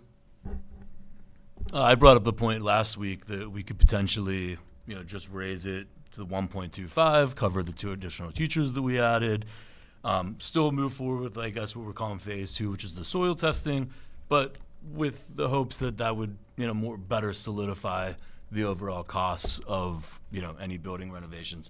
Like Mr. Kennard said, it might make it to where that we can't renovate. We just realize it's just going to absolutely be too expensive. It won't be in our budget. But if we have that money sitting aside in an account, we can move forward with that. And of course, yeah, that would push it back a year. Because no, I don't think we'd then move forward to voting on a bond in the middle of the year. We'd have to wait until budget season next year to move forward. So it'd push it back a year. But I think that would also allow time for more community engagement, allow people, maybe, obviously PNC Bank came here. That's the bank telling us, oh, it'd be a great idea to take the bond now. Of course they're going to say that, right? I mean, I would like to think the war with Iran will be, hopefully resolved by then. Maybe it won't. But maybe bond prices will be a little bit less, an additional year from now. But I think the more important part would be actually hearing for the community a little bit more, but not, in an urgent meeting where, hey, we have to try to stop a tax increase. I think it would make sense to try to reach out. Maybe have a meeting where it's just about, what the community would like to see in the high school expansion. I personally do believe, and actually your point is wonderful. Werner doesn't have an auditorium. Those kids do deserve to come to a high school with one. I would like to see us build it one day. I just don't know if, June 8th, 2026 is the day to really decide that, with absolute conviction. I think we probably need to slow it down a little bit, let the community really speak up more, and everybody, not just the people who showed up here tonight or last week, but like everyone, because still this is a very small subset of everybody who does pay taxes in Oakmont. When I first moved here, they doubled my assessed value, and that was tough. It was not easy. There's a lot of people on fixed incomes. That'll be me one day. So I personally think the 1.25% increase, we have to keep up with the amount we're spending. I don't think it's ever really makes a whole lot of sense to dip into your reserves. That is when you reach a funding cliff. Because if, PSERS, I think, what do we pay? 34% of a teacher's salary into PSERS, in addition to healthcare. If you start taking out of your reserves to pay for your staff and salaries and healthcare, I just don't think that's financially prudent to do. I think it's really important to make sure that whatever you're putting in the budget, as far as staffing is concerned, is paid with the money that we're bringing in on a year-to-year basis. I asked last week as well, how much do we tend to put into capital reserves? We said about $1 million or so. Well, waiting another year also allows us to save a little bit more money, especially if we're not taking from our reserves to pay for salaries of the people that we just approved as hirees. I think that's all I have to say. If not, I'll speak up again. Thank you. Kareem, I know you're online, probably trying to get a word in, so go for it if you have something. Can you guys hear me? Yes. Okay, cool. So look, these are really tough decisions when we're talking about current students, their future, future students, and their future, and money out of people's pockets. And I think there's been such great debate, and obviously hearing from members of the community has been fantastic, and I think extremely important for us as a board to be able to listen and absorb. As a general principle, and I've said this before, I'm not supportive of annual tax increases. And Antonio mentioned it earlier and how we could have sliced the last 5 years, and hindsight is always 2020. Obviously, we could have done some of these increases potentially differently, but again, we're talking about 26, 27. I think with that said, and it addresses Jen's point directly, I am supportive of increasing the tax rate to the full amount, provided some conditions, and all of these are conditions that I've mentioned before.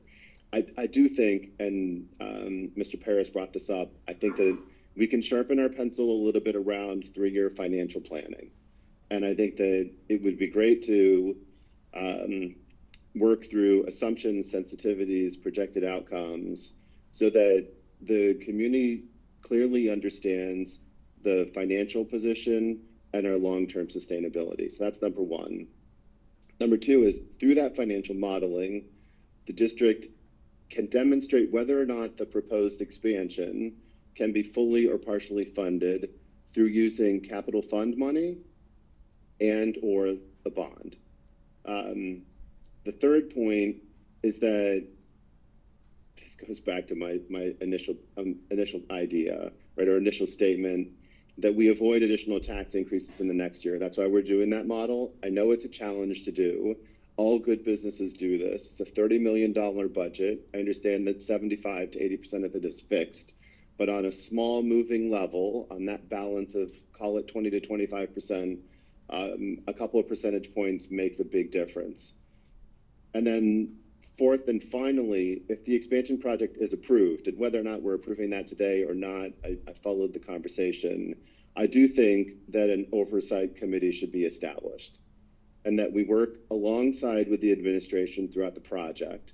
That committee's role would be to ensure that the project is appropriately cost engineered, that we monitor spending, and that we identify alternative funding opportunities, whether or not they're grants, donations, other external sources of support, again, things that we've mentioned. So look, at high level, I understand and respect the concerns of the community members who oppose the additional tax increase and question whether or not the resources will be better directed towards hiring additional teachers and expanding classroom instruction. Student outcomes should always be the district's top priority. However, as I understand it, being a relatively new board member, Riverview maintains a favorable teacher-to-student ratio, strong academic performance, high graduation rates, and positive feedbacks from students and the families. While there's always room for improvement, the data suggests the district is performing well in many of these areas, most directly tied to classroom instruction. As a result, I don't believe the proposal represents a choice between investing in the students and investing in the facilities. At some point, supporting the students also means providing facilities and spaces necessary for well-rounded educational experience. An auditorium, a student assembly place, dedicated choir and chorus facilities, and flexible space that can support athletics and community activities, in my opinion, are not excessive requests. Rather, they're investments that directly benefit students and strengthen programs that are already successful. If our priority is to invest responsibly in both current and future Riverview students, I believe this project deserves serious consideration, assuming the financial analysis supports the proposal and the accountability measures outlined above are implemented. I would support moving forward.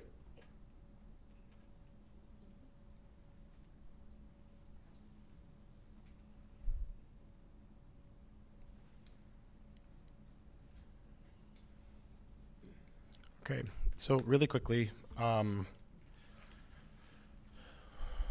think we're all over the board. Can we do a quick straw poll of who is in favor of increasing to the 3.5% max index increase currently? 3.5. Want to go in some kind of order? That is the full amount. That's the full amount.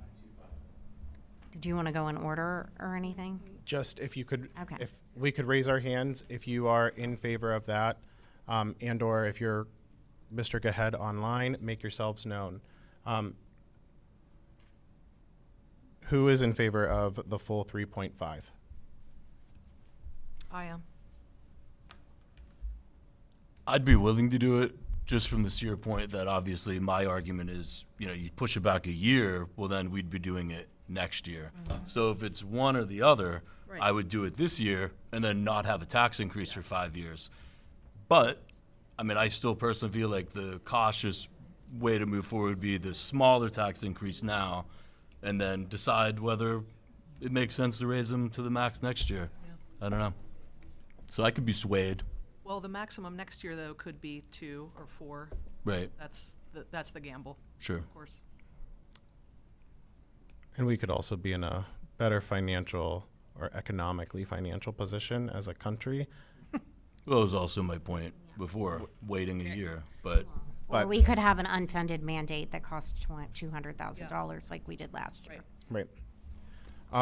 Okay, so 1, potentially 2. Mr. Gahead, I don't know where you landed, and I don't know if you were weighing in on that one. Are you in favor Yeah, of 3.5? I'm supportive of, if 3.5 is the full amount, I'm supportive of that based on the conditions that I mentioned earlier. Yeah. So not increasing taxes over several years, looking at Well, additional. like- Correct. A committee Yeah. being created to be able to sort of punch some holes through the project across all the areas. The financial modeling getting a little bit sharper on understanding that so we can truly understand what next year looks like minus project, the year after that minus project, and then flow in the project.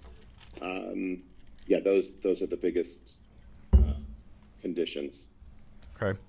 Those are great ideas. Moving to 1.5%. What board members would be in favor? 1.25. 1.25, yes, sorry. The 1.25% increase, which is the $235,000 deficit. Which is the 0.3294. Yeah. Yeah. Correct. Yes, ma'am. I Ms. think that's Siri, the bare Mr. minimum. Smales, That's the minimum to me. Metzger. Yeah. Otherwise, we're not hiring certain teachers and Yep. we're cutting things. That's minimum. Okay. Okay. So I guess I would be the lone wolf in saying no increase. Then we'd have to cut things. But we don't have to cut things, right? We just We have to cut got an increase. We just got a surplus of 2.5 million this year alone. We don't have to cut things. Let's be so for real. Ms. Lubert, what would it mean? And What I'm would not saying to do it every year. Can I was not complete my finished. statement? No, because I wasn't finished. You do. I don't think it's required to do it every year, right? I don't believe that we need to take from surplus every year. But I've been asking actually to take from surplus for 3 years. This will be the third. To avoid tax increases. Each year we just have this discussion, and again, we come up with the solution that yes, it doesn't make it's not financially responsible to take from your surplus. Again, I get that. And I'm not saying it needs to be every year. But I am saying in one of the hardest economic years for people, I think it makes sense to do it. I personally, and Jen is the only other person on this board that has been on here longer than I have never seen such an turnout for our budget meetings, whether it be in person or via email, in which I responded to 19 emails today alone. We've had big crowds in the past, Antonio, I'll assure you. Every year. We've had decent amounts, but I can promise you that I never made it down to Q or R when I was counting. I did it alphabetically rather than by number, but when I was counting the amount of people that came to talk for public comment just last week alone regarding this budget increase and or the proposed expansion. I think that it's insane to me. I mean, we heard it from a previous administrator herself. It's hard for me to wrap my head around the fact that I don't disagree that, yes, it is a deficit, but that we can't take it from our surplus for 1 year. When you have community members continuously saying that they can't afford it, or asking us not to increase it for at least 1 year. Now I'm finished. Ms. Lubert, if we do not do a tax increase, what are the implications? If you do not do a tax increase, you either cut or you take from your fund balance. Those are the options. What would it look like percentage-wise if we took the $235,000 from our surplus this year? How much, let me rephrase that. How much would we stand to gain if we increased to 1.25 and didn't take from our surplus this year? How much in interest would we gain from what is currently there? And then in turn, if we took the 235 out, how much relative revenue would we realistically lose from the interest of using that 235,000?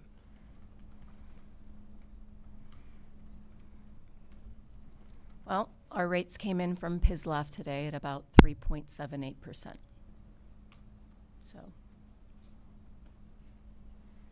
So about $70,000, almost $80,000 less in interest that we would gain by taking the $235,000 out from our surplus, but in turn giving our taxpayers a break from a third consecutive increase. Keep in mind, we have not raised to the max the last 3 years. So that's also to be considered. Like it's not like we've raised to 3.5 every year for 5 years. That's not what's occurred. I understand, but So raising 1.25, I mean, I'm sorry that everything's so expensive, but I certainly didn't vote for who's in our administration right now. So nationally, I agree with you there. like I can't get out to the polls, But- when you can. But my point is, the fact that gas is expensive, food's expensive, everything's getting more expensive is not something that's going to change anytime soon. So the fact that we have to raise 1.25 is the minimum, and that's more what we've been doing the last few years, is like raising it a little bit just to like break even, so to speak, and make sure that we're good. That's what we've been doing. We haven't raised it like exorbitantly like for the last 3 years. So that's not what we've done. But And keep in mind, we get basically nothing from the state and federal levels. Pennsylvania's, what is it, Neil, you tell us every year, Number 50, 48th in the country for funding for public education. I don't disagree. So there's some things that are really out of our control. We have to raise a little bit just to keep up with expenses. Would raising 3 to 3.5 every now and again, like every 5 years, help us to get further and be able to plan? Yeah, maybe. But I mean, I've voted for the little baby increases every, year the last 3 years too, so because I know that things aren't getting cheaper. Never is. But I guess what is the difference between us asking to raise to the max this year because our idea, right, is that if we do, purportedly we're gaining the interest on the amount of funds that we receive. But that same idea is true if we take from it this year. We're still going to receive some interest on what we do have. Like we're I gonna be don't back I don't here next year. I don't disagree, but what I'm saying is we're continuously asking our residents to offset any deficit that the district has while maintaining a continuous surplus, while continuously putting into it. If people are saying that they don't have it, I don't know why we're not listening as people who are elected. We may not have elected the people into the current administration, but we are also elected officials. And we And so also have a our lot of community is supporters coming, There's also a lot community of is people that committed. are All the people supportive who as emailed well. us Just as because not well everybody's said, here doesn't yes, mean do we've it. not gotten tons of emails for people who are supportive of this. Well, we haven't gotten tons. And I we're can- also all I taxpayers. can count how many. So because we're I've- raising our own taxes. I've replied to every single one. But I can tell you that. Go ahead, Kareem. Sorry, go ahead, finish. No, I was just going to Please. say, I can also tell you that a major proponent of those people are parents and or with children currently or not in the district. And again, I'm not saying that I'm not a proponent of the project. I'm not saying I'm not a proponent of making sure that we're not continuously year after year withdrawing from our surplus. But what I am saying is 1 year isn't going to kill us. So to that point, this is a question for Sheila. Hire every. If we decided to take the bond out next year, has there been any type of, I know what PNC said around potentially rates increasing maybe over the last 7 or 14 days, maybe that thought has changed. But is there a cost detriment to waiting? I'm trying to just think about, will the taxpayers get hurt even more if we decide to wait a year on either the project or the bond? From what Alicia Reich Henry presented last week, she stated that it will never be less expensive than it is right now. No, so that's fair, but I think to the point that's being raised right now is if you take a pause on taxes for this year and you don't take out the bond, because we can't do those two things at the same time. I just am trying to understand if there would be a tax detriment to the community if we waited, and if so, what would that somewhat look like? Does that make sense? It is late here. I'm wondering, can I just jump in? It's been a long day. I'm wondering if what he is, and I'm taking a stab at this, is what he's talking about is what you've talked about always, which is like when you increase taxes, your future revenues of what that money is exponentially throughout the years. Yes, That may be what he's trying to allude to. Yes, my one document that I showed last week, if taxes were raised to the index here tonight, you would have approximately $401,000, and in 10 years, that would be $4 million. So that's the loss. That's the big picture loss to not raising taxes. Once funds are gone, they're gone forever. You can't go back and raise taxes on a previous year. And Did I answer your question, Mr. Go ahead? You did. Let me make it clear. I think in the modeling, forget about year 1, but years 2 through 29, I think the cost for the bond was $515. Yes, correct. If we waited a year, what do you think that $515 becomes? That's my question.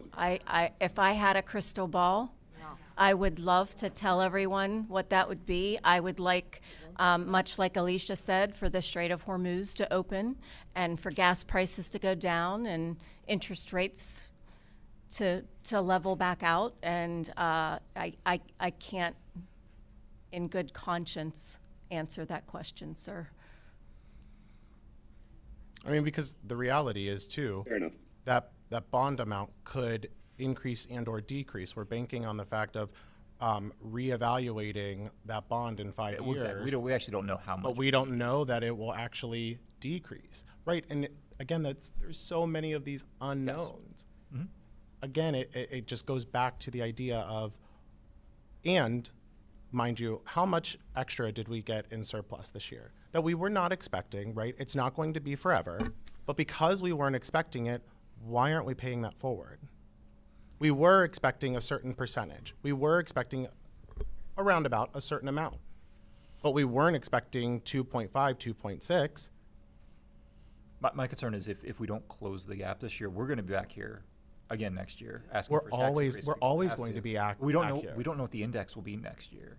Like, there's Exactly. every possibility that we can't close the gap even with a max increase next year. And even with the gap this year and we raise it all the way, we don't have an assurance that people are going to be able to continue to afford their taxes, that they're not going to go into foreclosures, that they're not going to be pushed out of their homes, that there's not going to be some tremendous loss to the district. It is a gamble either way, but you do have people standing before you asking us not to increase it. We do have the ability not to increase it. So if we choose to increase it, we are choosing to because we want to, not because we absolutely have to. Again, it goes back to my conversation about a necessity, that it's not a need for us to increase it. The additional $800,000 in revenue this year alone that was unaccounted for, that's not something that we can't use.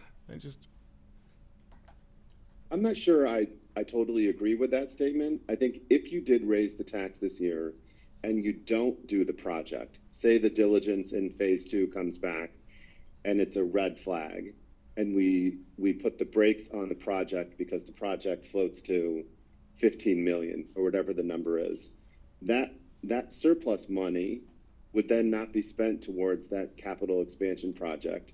And that project would then be, that money would then be used to make sure that there aren't tax increases over a good amount of years, right? It could be 5+ years. So I think there is a way, we have to be financially prudent about any tax revenue that comes in. And I think we would be doing that, but it gives us the flexibility that I think has been discussed. Yeah. So I don't think it's a want or a need. I think it's allowing us the flexibility to make the right type of decision, whether or not that's move forward the project, don't move forward the project. And if you don't move forward the project, here are the ramifications. If you do move forward the project, then how smart are we being with cost engineering and alternate methods of revenue that comes in to offset it? Yeah. Again, I don't disagree that it affords us opportunities and options, I think was the exact word, but what I'm saying is we have those now with the surplus. I get that it's not going to gain interest. I get that we are losing that money. We will never get it back. But again, it goes back to the point of you have your community saying that they can't afford even just the tax. Not everyone is saying that, Antonio. There's a We good amount don't of have people. percentages of Correct. between Facebook likes, comments, emails, social media, all the things. There's been a lot of comments, good and bad, for and against.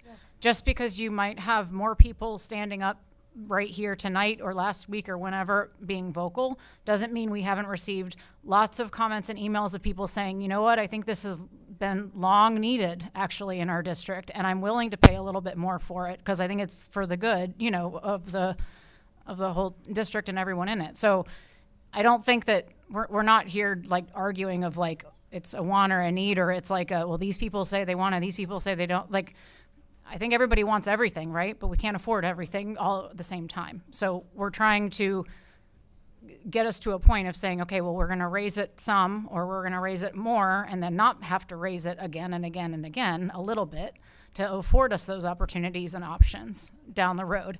It doesn't mean that we're locked into a bond or a contract for a building, you know, like tonight. There's lots of details to what Chris said that have to line up and that we have to figure out before we even get there. So I guess just temper the fact that there's also been a lot of people in favor of this. I'm one of those people. So you have to see. I understand. I understand being in favor of the project. I'm saying that we don't have to increase taxes for a third year. That's, again, it's my stance. I think that I'm beating a dead horse at this point. Yeah, at this point, I 'Cause think it we need to sounds put like the something out board- there, proposals, so that we can all vote, whether it's the 1.25 or whether it's the 3.5 on this. I did want to add that We need to come to some decision because Yeah. we have a lot more to get to tonight. We're going to be here till midnight as it is. perhaps it would be, well, this is going to be like a 30-year baby that we're taking on here, right, in terms of the bond. We're talking about doing soil testing and all different types of testing. And, you know, I heard that there was like a needs assessment made several years ago. But, you know, if you're going to test the soil to see if this project makes sense for our location, can we also do a needs assessment in 2026 with our community, with our students and teachers to see what they want and need too? Thank you. Okay, I'm just gonna, let me kind of summarize. The next phase of the project, if the board decides to do the project, has built into it going out for bid, figuring out how much things are actually going to cost, additional community input, public forums, additional meetings with teachers to sort of, you know, get a better understanding of, you know, the spaces and what they would be used for. That's already a part of the next phase of the project. So for you, my job is to prognosticate and give you guys information in terms of long-term needs of the district, where programs and facilities misalign. And like I said to the Tribune, you know, we can disagree on design and costs and taxpayer impact and when to do it and if we should do it. And those are all really good conversations. The community has great input on that as well. But I hope we can at least come to the realization or the understanding, all of us, that, you know, probably an auditorium or a place where all the kids can meet in one place is a pretty standard feature at a high school. So I think from the administration's perspective, as long as we're moving the needle and being creative and collaborative about solving that long-term issue, I think we're okay with that. So I see a few options. You either, as option one, you raise, and I do believe the problem with going into surplus is there's a $235,000 gap now.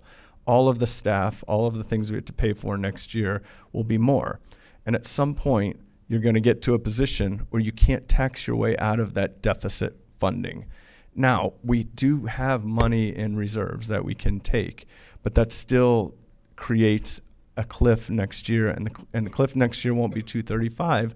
It'll be a lot more. And I think for all of us, or at least for me, the English households, you know, I want to make sure that always, you know, the funding that we have coming in are going to support the basic operational costs. The additional capital, we could decide what's best. We could do renovations to the Unified Arts Wing. We could do the big project. We could do other smaller projects. Those are all discussions that we can have. So the options that I see forward is you raise to the 1.25, which you already have, you know, initially proposed. You know, we have the money in capital reserves to go through the next phase, get additional community input, get additional plans, and that's option one. Option two, you raise a full taxes this year that gives you as Mr. Gahed said, flexibility to do whatever you need to do and go out for bond if you decide as a board whenever you need to do that. You'd still need to go through the next phase of the project either way, where you're taking in additional information. The project may not even be able to be possible after they do the environmental tests and things like that. Option three, you raise a little now, you put that money in contingency, you raise a little next year, you put it, you raise the additional next year. Or option four, you don't do anything at all. No matter what, I think you need in my opinion, I'm uncomfortable with not at least making sure that our operational costs match the incoming funds, no matter what we have in our reserves. So those are the options you have tonight. I know that, and you're all being very responsible about like sort of looking forward and looking ahead. I appreciate that. Appreciate that. I'm also fine with calling the question. I do want to say, though, only increasing it to 1.25 is still creating a funding cliff for next year, by the way. So we're going to be back here having the same conversation when the whole board supports only raising it to that minimum percentage. We're just going to continue, as everyone has said, kicking the can down the road. Because that's the conversation we're having this year from last year and the year before that.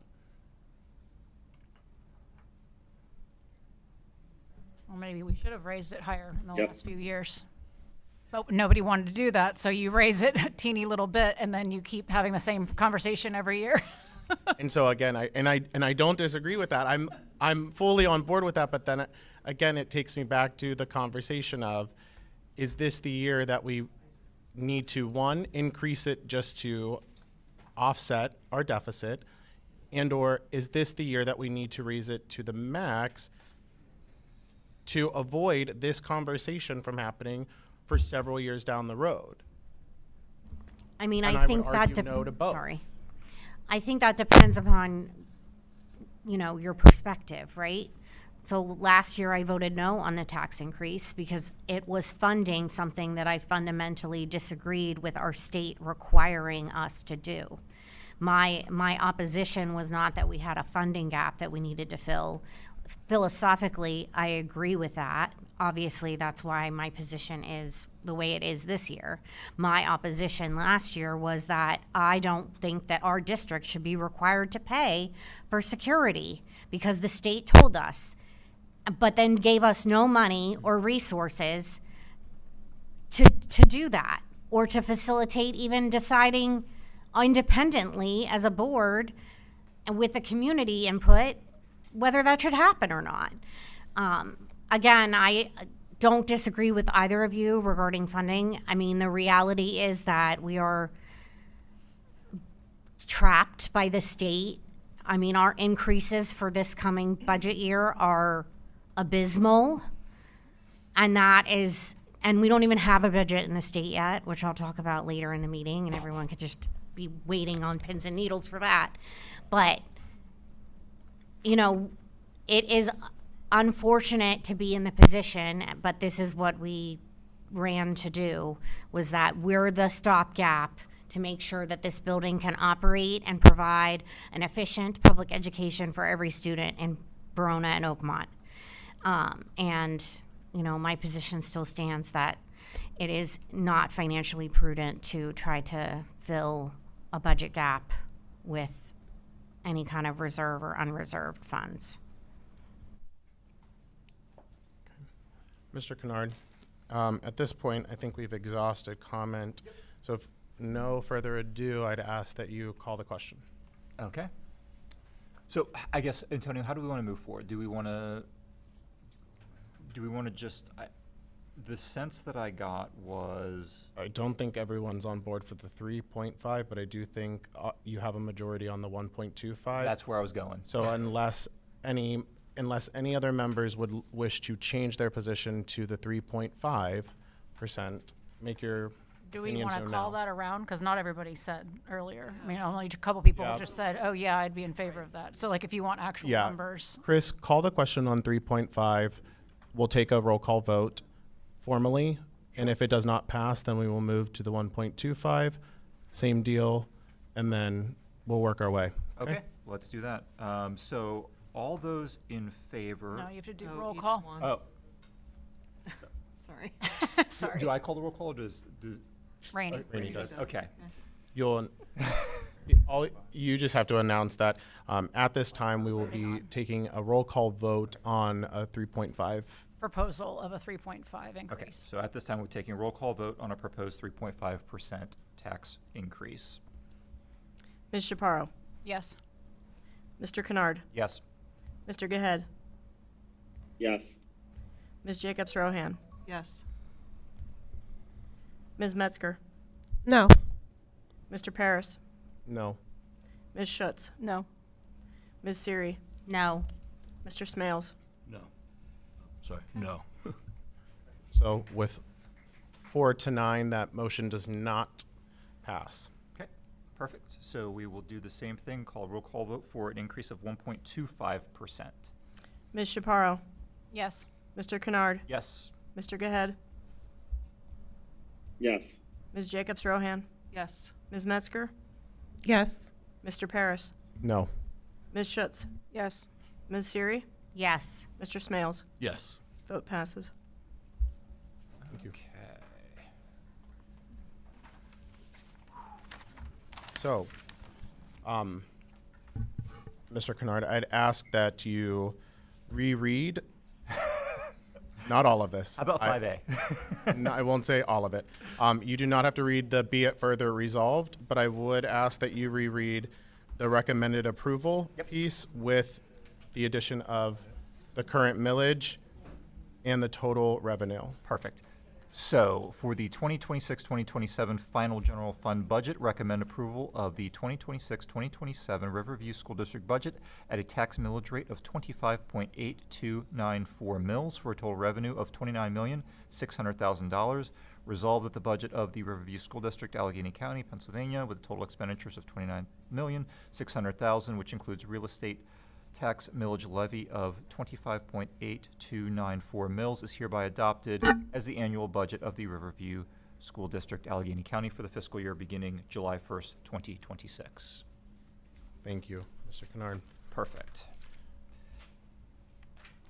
All right.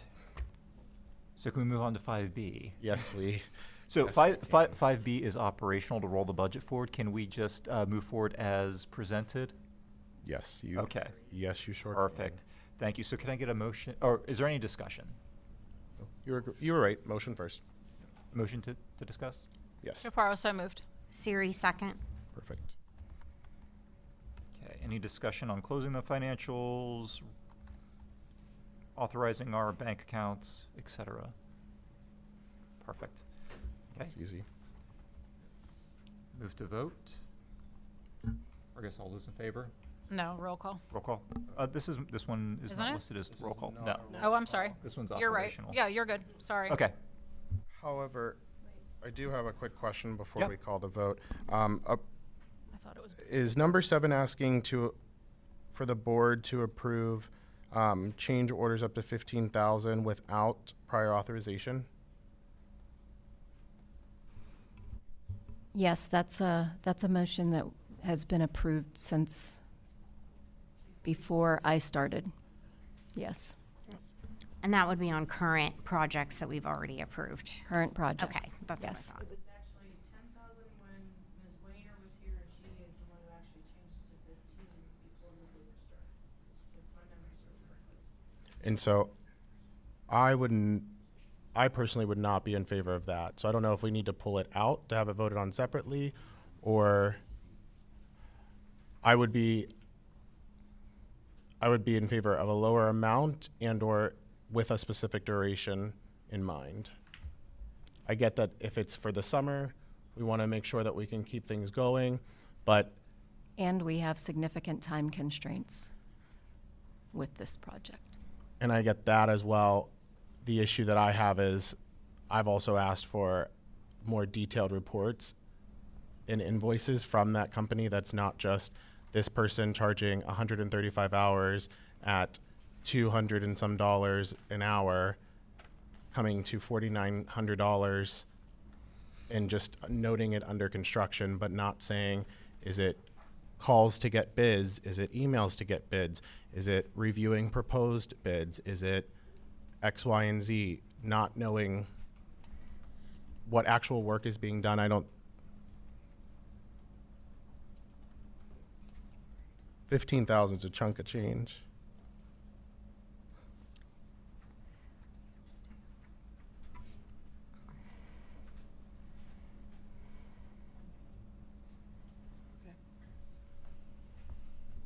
So we're just pulling out that one individual item then? Yeah, I would just ask that that be pulled out. I think that that'll be the easier thing. So it would be us voting on 1 through 6 now, and then 7 separately. Okay. So to restate, 5B as presented, 1 through 6, 7 removed. Yes, sir.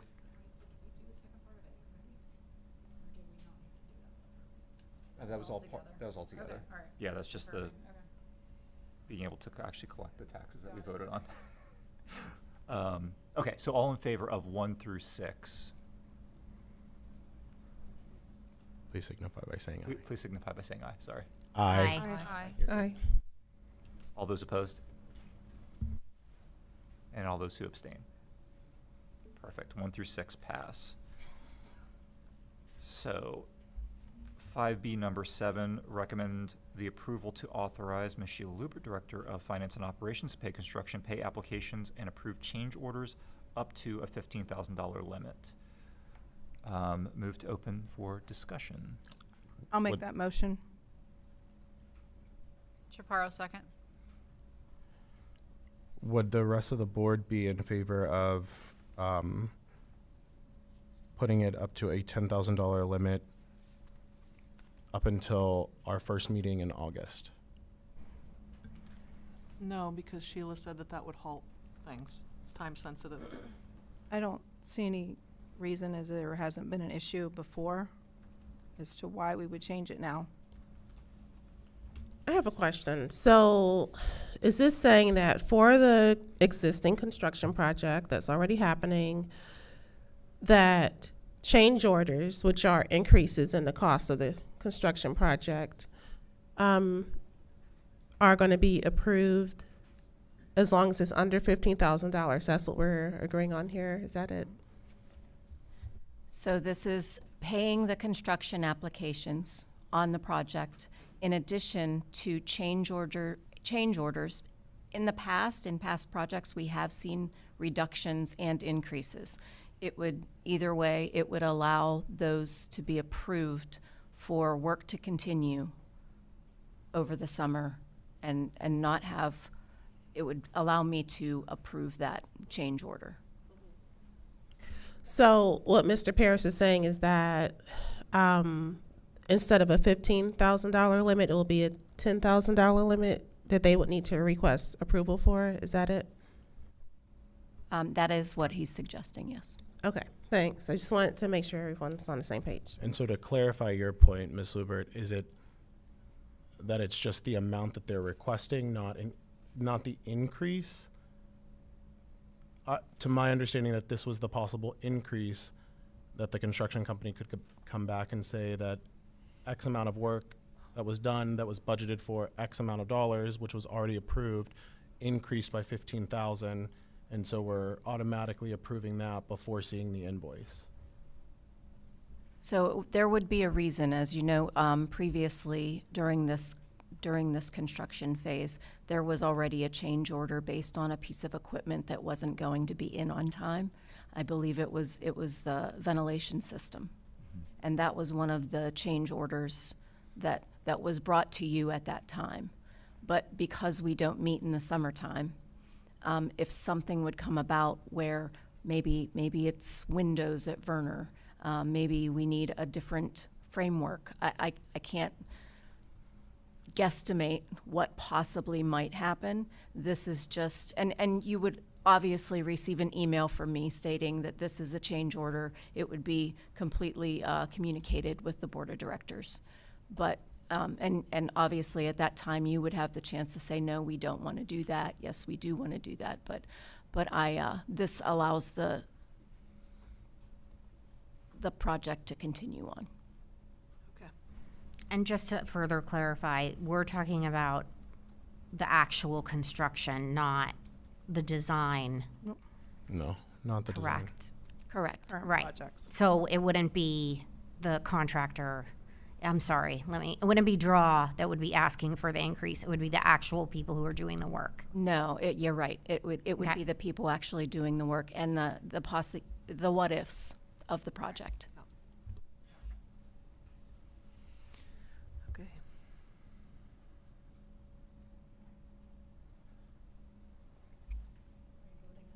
Yeah. Is there any other discussion in terms of changing the amount? Okay. So, all those in favor of keeping number 7 as is, if you're in favor, can you say aye? Aye. Aye. All those Aye. opposed? Nay. And all those who abstain? Okay. Ayes have it. For 5C, I guess, Antonio, do we want to pull out number 1 and vote on 2 through 5 since those are a little more straightforward? Or do we want to package these together? That is all you, sir. Well, I'm asking for your I think that's advice. smart. Yes. Okay. So We all want it, we just So- don't all wanna pay for it. Yeah, do 2 through 5 first, I would So say. 5C, 2 through 5, paying our outstanding bills to Draw Collective, or 2 and 3, disposal of old technology, iPads, desktops, laptops, and Promethean boards, and the purchase of new ViewSonic boards for the classrooms. Can I get a motion to discuss 2 through 5? Paris, so moved. Siri, second. Okay. Any discussion on those items? Okay, all in favor of 2 through 5, can you say aye? Aye. Aye. All those Aye. opposed? And all those who abstain? Okay, ayes have it. 5C number 1, to approve phase 2 of the project, to include the following existing conditions analysis and project design documentation, geotechnical and soil testing, architectural and civil environment engineering, construction drawings, board and community administration and staff meetings, and pre-construction cost estimate. Can I get a motion to discuss? Paris, so moved. Metzger, second. All right. What would be the actual timing of the phase 2? I don't know if Neil or Sheila, if you can speak to that. According to Mr. Engan, it would happen over the course of the year so that you have, harder numbers by next year's budget season. So there would be plenty of checkpoints along the way, information received, Yeah, like opportunity to ask yeah, questions, like community go meetings through. where community comes, provides input. Yeah.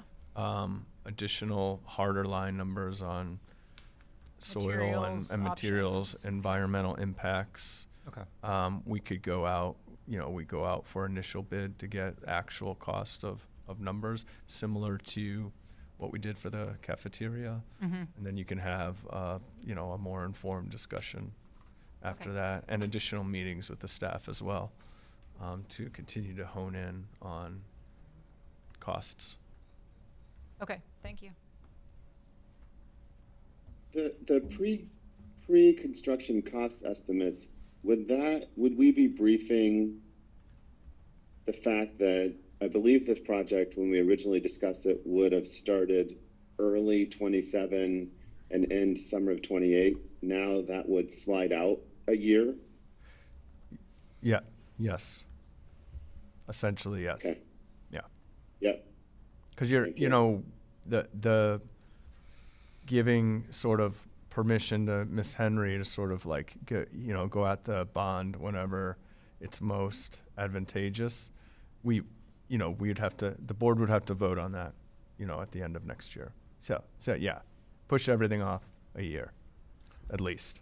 So then Maybe more. Does it make more sense then to leave the funds in the capital reserve to gain that interest and wait to move into phase 2 until next year, when the board's actually ready to proceed and or discuss proceeding with the expansion? Because currently, with our budget, we would not be proceeding with the expansion. So by everyone else's logic, it made sense to keep the money in the reserves to gain the interest. Well, if that's the case, then wouldn't we push phase 2 off so that also the pre-construction cost estimates are more reflective of the actual economic costs at the time of next year in 2027, not 2026? Well, I think the idea of It's gonna take. going phase 2 would be get the soil testing and to figure out if it even would make sense to raise taxes next year. So we'd be very much in the same place next year if we put this part of it off. I think it makes sense to do the soil testing, figure all this out, see if harder, more concrete numbers as to whether or not it would even be feasible to move ahead with that project. I think this is our opportunity to challenge the design too, and make sure that it's, reasonable in terms of costing. Are the materials reasonable? Can we get the cost down before we even go out for bid, and really challenge Draw to design something that fits within our budget?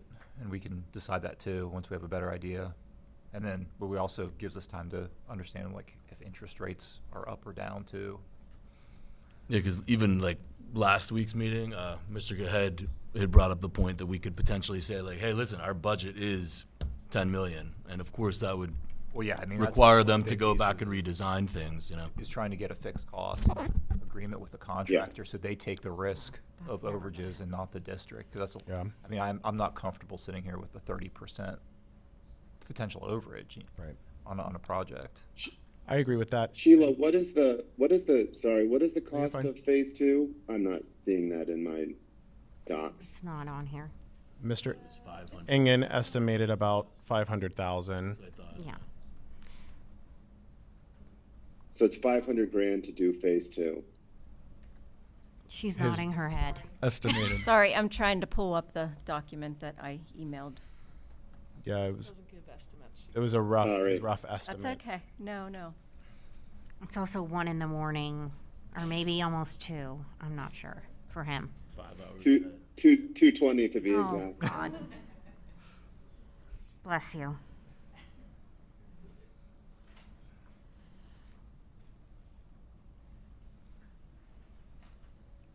I'm really debating in my head whether just doing the geotechnical and soil separately from the rest of that motion. I just worry that what if, I mean, we all know that there are soil issues in both our communities, and obviously they built a building here, but that doesn't mean that the standards of 1970, whatever, are the same as 2026. I just would hate for us to commit to that, make that financial commitment, and then the geo and the soil testing comes back with a problem, and then we have to, we're going to have to pivot regardless, but I don't know. That's my point too. I think, can we agree to amend the language on number 1 to be to approve phase 2 of the junior senior high school renovation/addition project, conditional upon board approval for any expenditures related thereto? Meaning, when we're doing the geothermal, when we're doing the soil testing, the board has to approve those costs before they're used, versus blanketly approving moving into phase 2. And so Mr. Ingen, yes, he's going to have to provide updates either through Ms. Lubert or Dr. English as to here's the cost of this piece of phase 2, but we're still maintaining control in how much is being expended towards phase 2.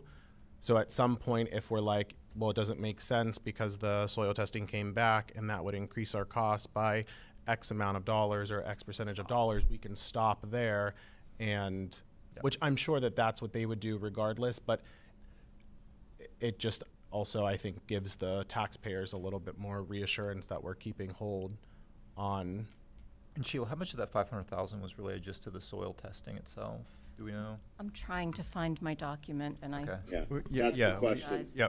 We don't know. Those are estimated costs because I think they have to be estimates because we don't know how long and how many hours of labor that's going to be depending on what the initial figures are. So They would have made some type of assumption if you have a ballpark $500,000 number. So 30% of the number. I think it's just good to have a ballpark number as to what soil testing is versus the balance in the phase. I'm by the way, on the same train. I agree with, I don't think you need to engage in the staff and some of those other components until after it's almost like step 1 of phase 2. Yeah. So you want us to, we can also push that off maybe till the August meeting and have that more defined or phased out in terms of the language. Well, I think I don't want to stop. I don't want to stop. No, if you're going to move forward the number with of it. what the soil is. I think we vote on the soil testing and move forward with just that piece for today, and then got it. We can Subsequent vote on meetings. that regardless of whether it's Got it. 150 or whatever the amount is. Yeah. Right. If we're moving forward, we're moving forward. It's just We just want this in incrementally 2 parts. so that yes. Yeah, maybe just give Sheila a minute. She's frantically searching. I've been there. Where I go, my OneDrive. Where did I think that it made sense to put that document? We also do have one borehole from when they built the Halton Bridge. We got a hold of that data and I forwarded it to you guys, for the two of you. So we do actually have one borehole that's pretty much in the middle of the parking lot where we do know what's underground. And it's not much. Of course, you probably want to dig like 8 or 9 other holes. But one hole does tell you where there's gravel and sand and whatnot. It's very Pittsburgh whatnot. You know what I mean, under the ground. Well, I'm just saying, it's one test hole. We do have that. Yeah. And it's in the middle of the parking lot, essentially where you're going to be building. Yeah. So it might not be a bad idea to, I mean, I made sense of the document when I saw it, but I don't know what that means. Is that sufficient depth for, right, exactly what they really want ideally see. In an effort to keep us moving, can I move to table this and actually reorder the agenda really quickly to go over to motions for approval under personnel? Yes. Line item A for approval of personal items under an employment. So I'm making that motion now. Is there a second to that motion? Siri. Thank you. All those in favor of reordering the agenda to cover 9A now, please signify by saying aye. Aye. Aye. Aye. All those opposed? All those who abstain? Thank you. Okay, really we do- quickly. We should do B also. Yeah. We always said we were gonna do. I'll be asking for motions for approval under personnel for line item 9A, motion for approval of personnel items as presented. I'm going to do a highlighted version, but they are as listed. 1, Alex Deschong as a temporary professional employee. 2, Melanie Chimay as a professional employee. 3, Sarah Huck as a temporary professional employee. 4, Francesca, sorry. Yeah, Doylis, as a long-term substitute employee. 5, Bella Scarmazzo. Sorry. Thank you. As a temporary professional employee. 6, Dr. Kathy Favo as a transfer from gifted to STEM teacher to full STEM teacher. 7, the acceptance of the resignation of Daniel Radzaminski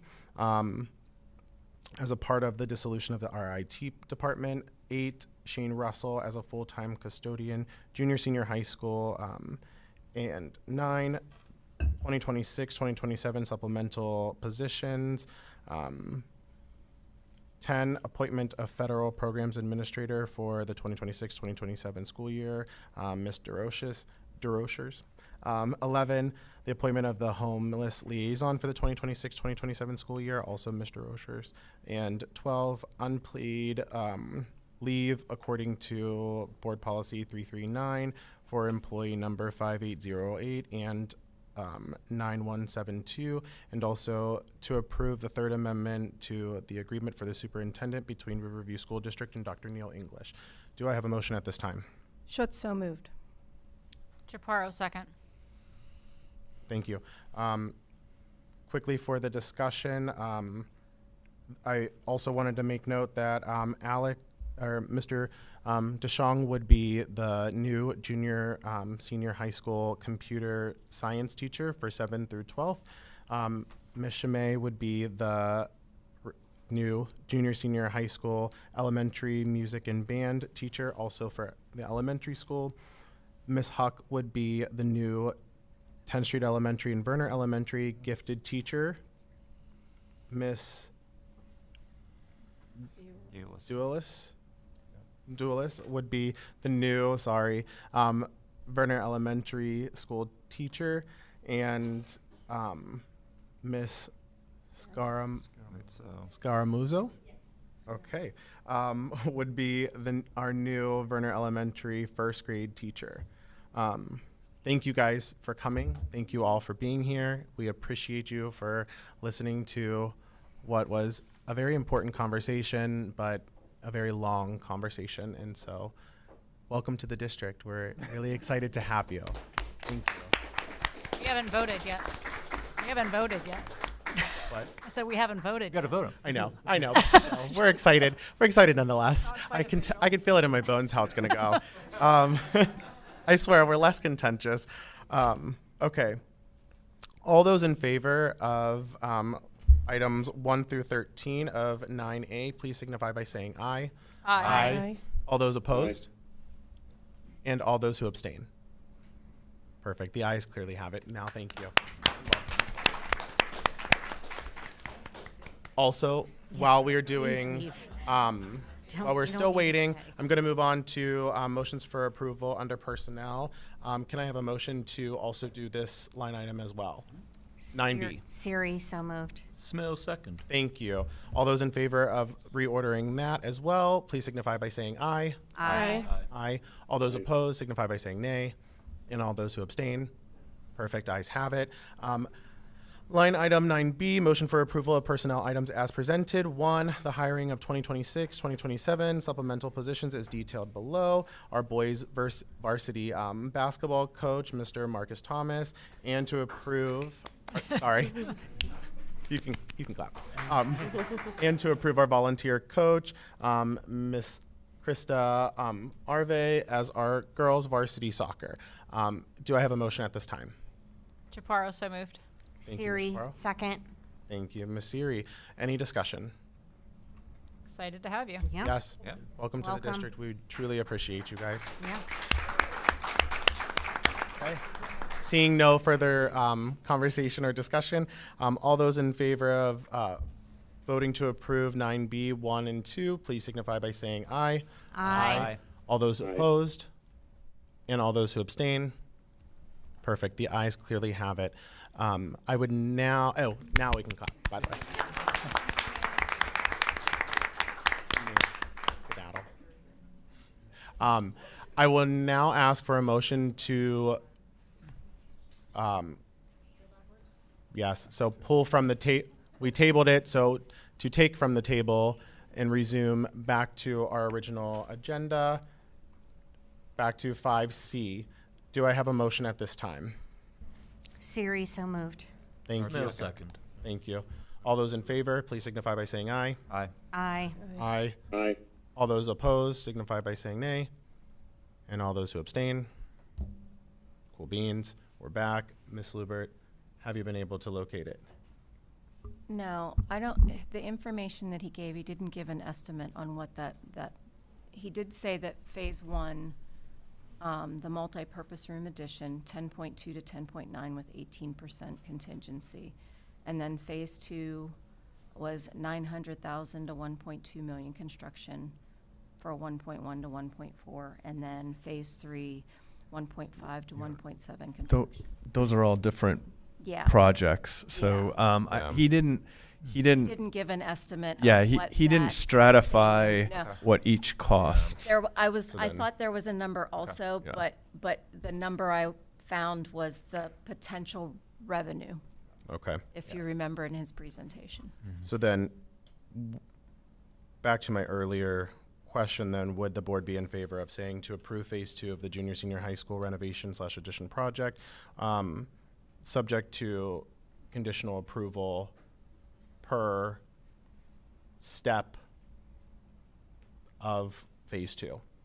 So just the geotechnical, soil testing, and architectural civil engineering part? We would be approving all of phase 2 with subject to conditional review, like approval based off of each thing. So when they go to do the geotechnical, see. they Okay. would come and ask for our approval before spending the money. Same thing with the architectural and civil I see. environmental Just engineering. breaking it up. Yes. Yeah. Okay. I guess my only concern is when were we hoping to do the soil testing?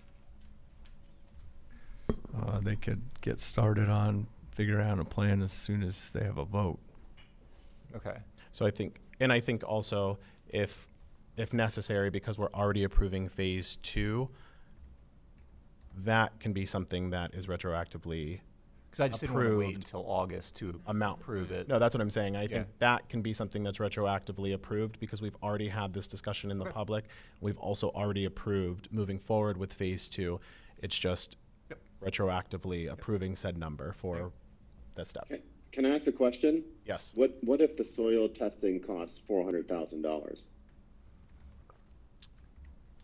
Then when Dr. English asks for your vote, you can decide whether or not to say yes or no. I mean, we can also hold it off until August. That's my usual concern about retroactively approving things and or approving through a board email, that it's not a transparent conversation, and it's not a conversation where we can. Usually have July meeting. Correct. We do have and by the way, we do have one scheduled. So it doesn't mean that we can't meet in July. It just means that if we don't have anything that is on the agenda that can't hold until August's voting meeting, then we won't have July. The only time we haven't had July was last year. Actually, that was my first year on the board not having a July meeting. Every other year we've had a July meeting.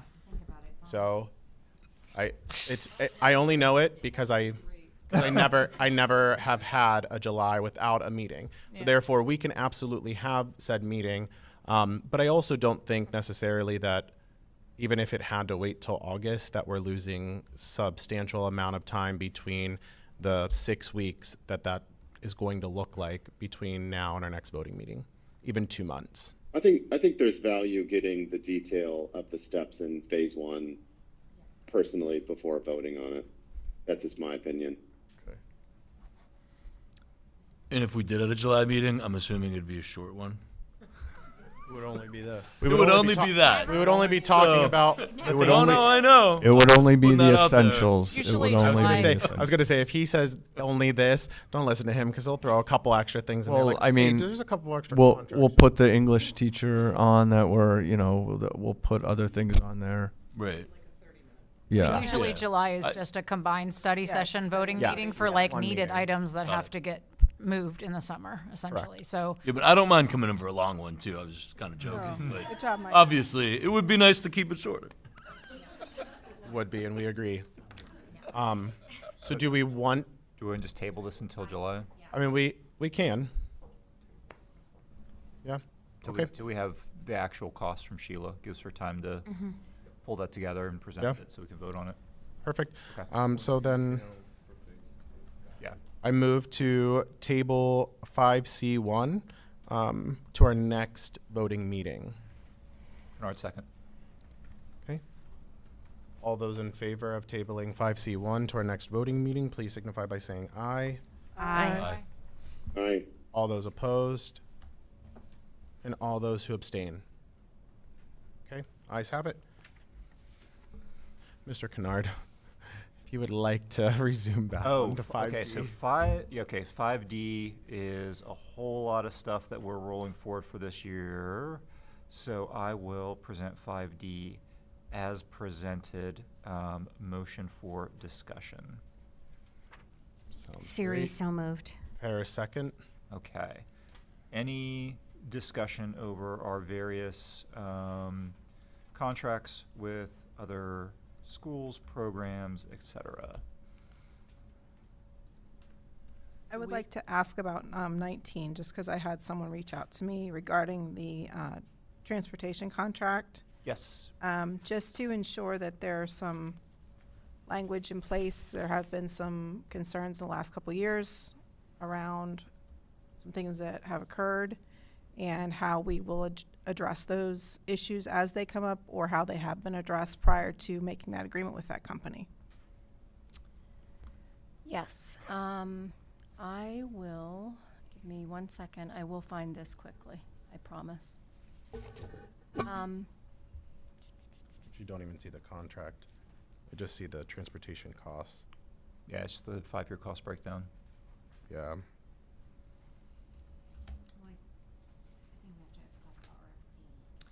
So we did have some issues raised last year regarding driver performance incidents and communication that were taken seriously and directly addressed. I personally spoke with Mr. Coben, who is here tonight from Allegheny Transportation Services, regarding those concerns to ensure clear expectations and accountability moving forward. Student safety remains a top priority in this decision, and it was central to the evaluation of the contract. We will look at an opt-out provision. The final contract will provide protections for the district. It will include the ability to terminate for cause if performance standards are not met, along with financial consequences should ATS fail to meet required safety and service expectations. So can we table this until we get the actual contract? I would agree with that. I don't think Because we we should don't be- have that contract, we only have We, just the costs. well, that's what we were going to work. I have to have a contract for July 1, ladies and gentlemen.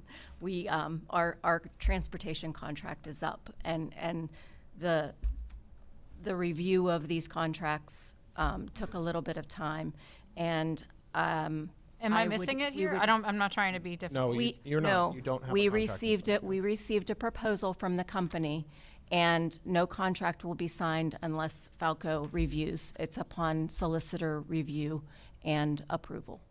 Could we ask them to wait for us to be able to look at this in July? That it's not July 1st that we would adjust to until we have time to review the contract? Yeah, because how do we vote on one if we don't have it yet? Well, You can't we vote have on an terms of existing a contract. We have an existing contract. The wording would be similar. It would just also include provisions that I just stated, performance standards and financial consequences should ATS fail to meet required safety and service expectations. And that contract was previously approved by Mr. Muscanti. Yeah. The original one, yes. And we have extended, for the number of years that I have been here, we have had extensions on this same exact contract for 1 year for every year that I've been here. I don't disagree, but I don't feel comfortable voting on a contract that I don't have in front of me to review. Yeah, but Also, do Falco we have has needs in July? We have extended school year. Falco can Oh. have Or our best special. needs in mind, but he can also come back and get that contract and be like, yeah, there needs to be revisions made. And that could And be that's his beyond, job, yeah. right, and that could be beyond July 1st. It's just the nature of the game. So the reality is, I would be comfortable voting on the proposed numbers. If we want to change the language in our agenda to that, Yeah. I would not be comfortable with agreeing to a flat-out contract that we have not reviewed.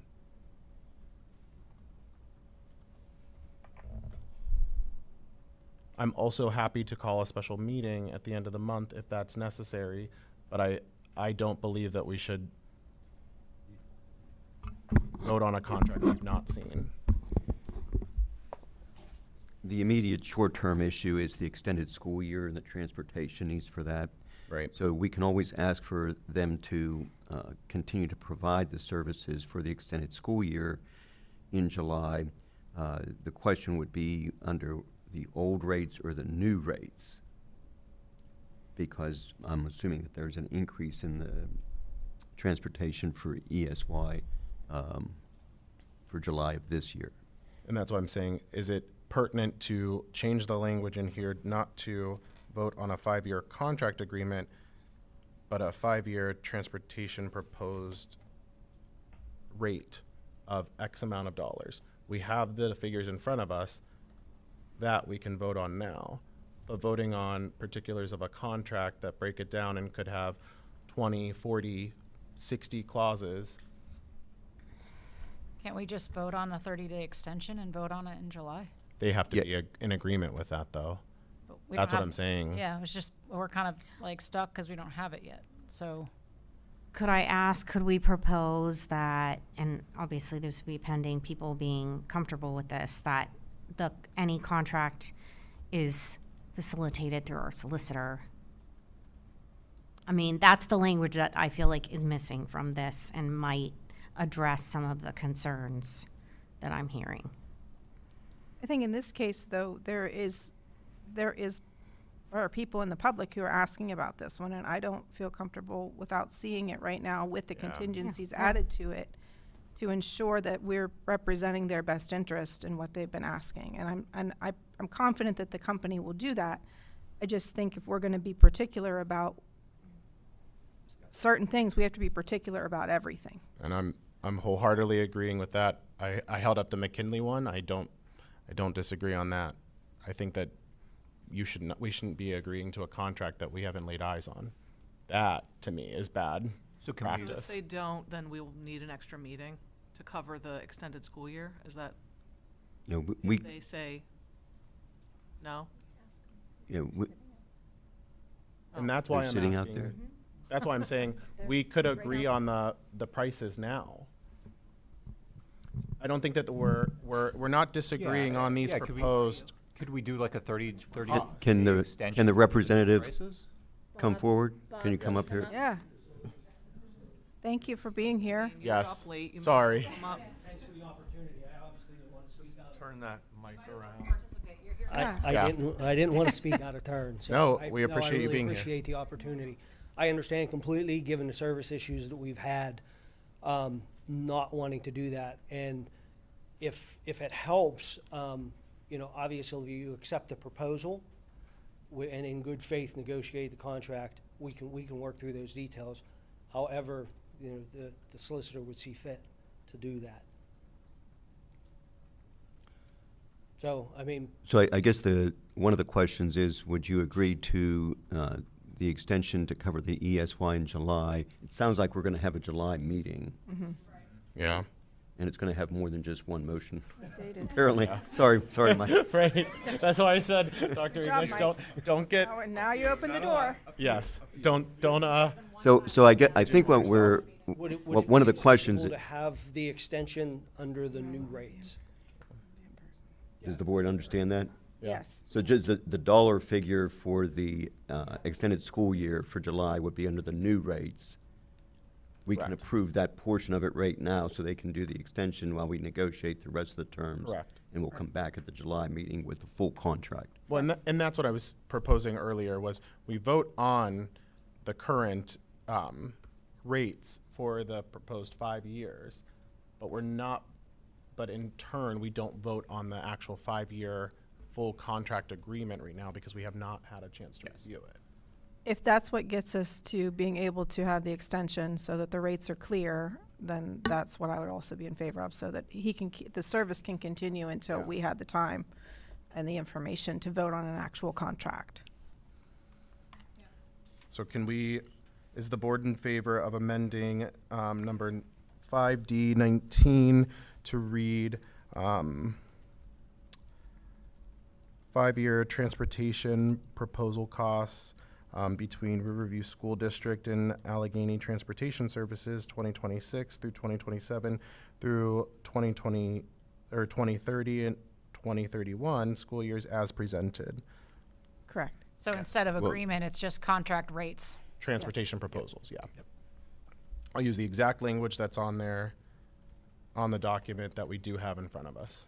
Is that okay? Is there any opposition to that? Okay, then I will ask for, I move then to amend 5D19 to be the 5-year transportation proposal costs between Riverview School District, blah, blah, blah, blah, blah, as presented. Is there a second? Kennard, second. Thank you. All those in favor, please signify by saying aye. Aye. Aye. All those opposed signify by saying nay. All those who abstain. Perfect. So that's how Thank it'll you. read in our thing, and we will approve the transportation you- cost, just not the full contract. So then we'll have. Thank the you, sir. contract We'll work through in a those couple details. weeks. Thank you very Appreciate much. it. I appreciate And you thank being you here. for continuing the service. That's the We goal. truly appreciate that. But now we have to vote on 5D. Yes. As a We'll have whole. it Any other? before that. Any other discussion on any of the items in 5D? We're all out of order. No. Okay, hearing none. All those in favor, say aye. Aye. All those opposed? And all those who abstain? Okay, ayes have it. All right. Okay. I'm done. Thank you. Okay. Moving on to motions for approval under student life. 6A. Mr. Smeals, take it away.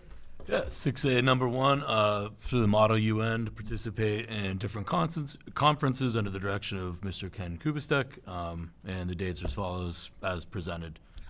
Motion to discuss? Paris, so moved. Chaparro, second. Any discussion? Good luck to them. Yeah, they did a great job. That's Great program. Yes. wonderful. That keeps moving forward. And thank you, Mr. Kubistek, for continuing to put in all this work, and the students as well. All right. Do I have a motion to vote? Siri, so moved. Schutz, second. All right, all those in favor say aye. Aye. All those in opposition say nay. And any abstentions? All right. Excuse me, just to be clear, we had 2 people put that motion through and 2 people seconded, so which one would you like to take? The first set. First set. Sorry, Um, sleepy time. Also, at 9:50 p.m., please note that quorum has changed from 9 members present to 8 members present. Good. Thank you. Good night, Kareem. Good night. He gets like We can all just peace out if we want. Okay, number 7, motions for approval under education. Ms. Metzer. Sure. Can I get a motion to discuss the current education items? 7A. Discuss the following textbooks. Jacobs Rohan. Wait, are we reading? We're making them. We're needing Oh, to you're Can I get a- approve first, so. Sorry. Can I get a motion to discuss? Say as listed. As listed. Thank you. Yes, now you can get a motion for anything you want. Ms. Jacobs Rohan. Rohan makes the motion. Perfect. Paris second. Okay. Any discussion? I had asked Sheila last week about possibly donating them, but they're not, what was the words you used? College something. Yeah. People won't accept them, so we tried. Can we make sure that we at least recycle? That I would be very appreciative of. Okay. Any further comments?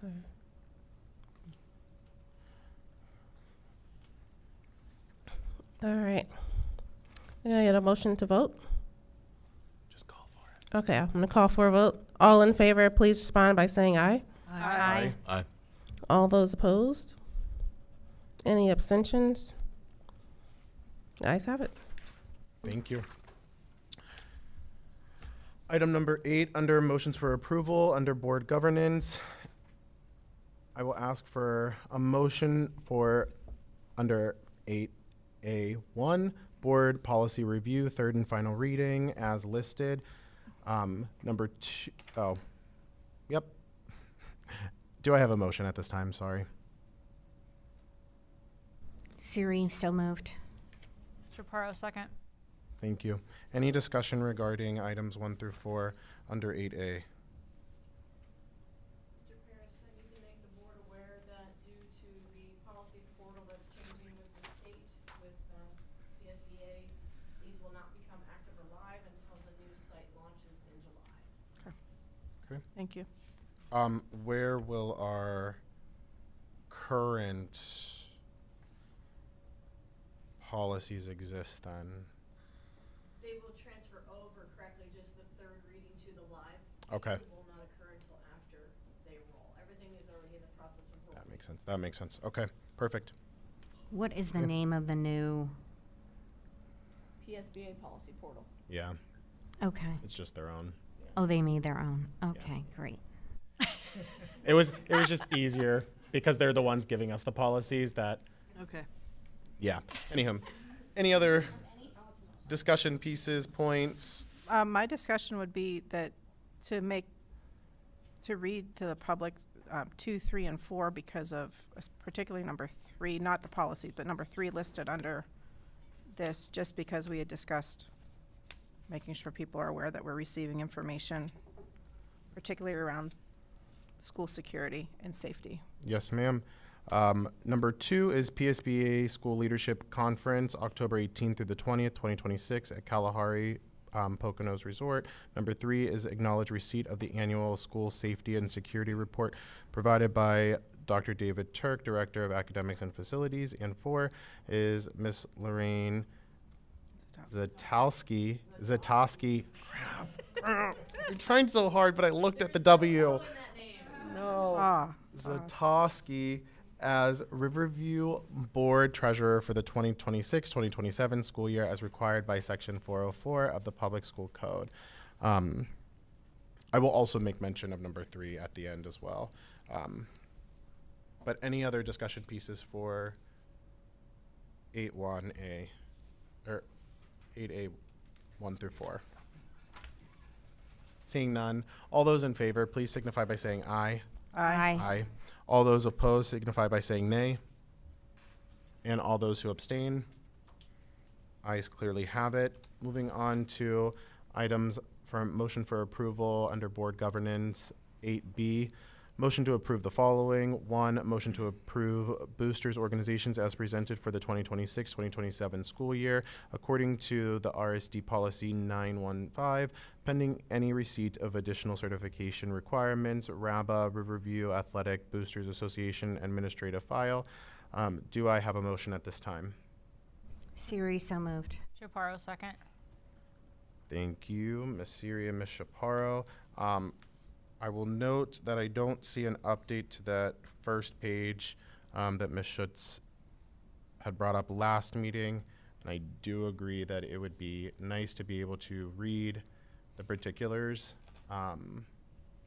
Yeah, if we have like a paper copy of this, it's more legible. That's cool. But if it needs to be electronic, like on file, you can't read a lot of it.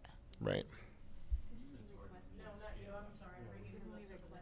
We requested it. We did request, I did speak to Carrie Del Rosso, and also we agreed as a office that this form itself would be changed to a. Electronic. Yeah. Thank. So this is just one of the pieces that is currently being updated. Well, it's gonna be. Just an editable PDF. It Just fill out the form. Perfect. it is all right. So that way it can be used by all rabbits, Yeah. boosters, all. Then they all look the same and it's easy. Yeah. That's awesome. That's a good upgrade. Can't read people's cursive, you know. I'm just teasing. Cursed. They're gonna teach it. Let me It's ask okay. this. Does this, I see number 5 as cheer gear. Are we purchasing any new items for the cheerleading squad? Teams. Sorry. We are not. This is RABA's form. We bought new uniforms a year or so ago for the cheerleaders. They're on a cycle. All the teams are on What band? Mm-hmm. I know, I just wanted to make sure that it wasn't, that they weren't listing funds that we were providing to them, because if we can't read funds that we're providing to them, that's especially at issue for me. Anything on RABA should be anything above and beyond what the school provides. I will just say Okay. that I will Like be- it could be like, yeah, like I have to abstain from this because I'm the soccer rep. yeah. But we have to list anything that is not, that is extraneous beyond what they're being, what the coaches have submitted for the team. I got you. So they've submitted their budget to the school. We have to, anything you'll see listed as anything extraneous that we will do beyond that as boosters. Okay. Like warm-ups or hoodies, backpacks, like any extra stuff that's not part of like the uniform cycle. I got you. Is everyone comfortable considering the fact that cheerleading does have a document right below it that purportedly amounts to the same amount that they're Yeah. putting they just- up top? Yeah. No, you're totally fine. Yeah. Yeah, it's basically covering the same things.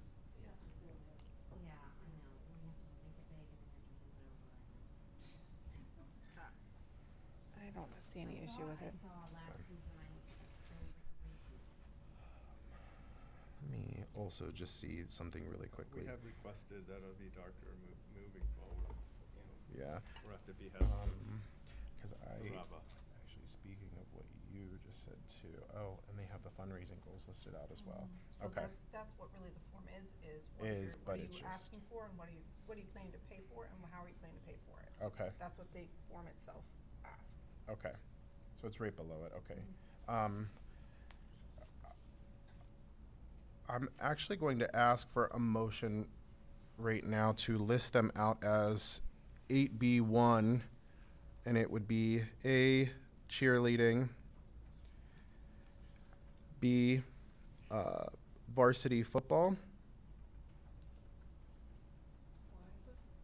Because Erin has a conflict, so she either abstains from the entire thing, which I don't think board members should abstain from an entire document if they don't need to. So it would be, B would be varsity football, C would be boys varsity soccer, D would be girls soccer, E would be Can't you just say?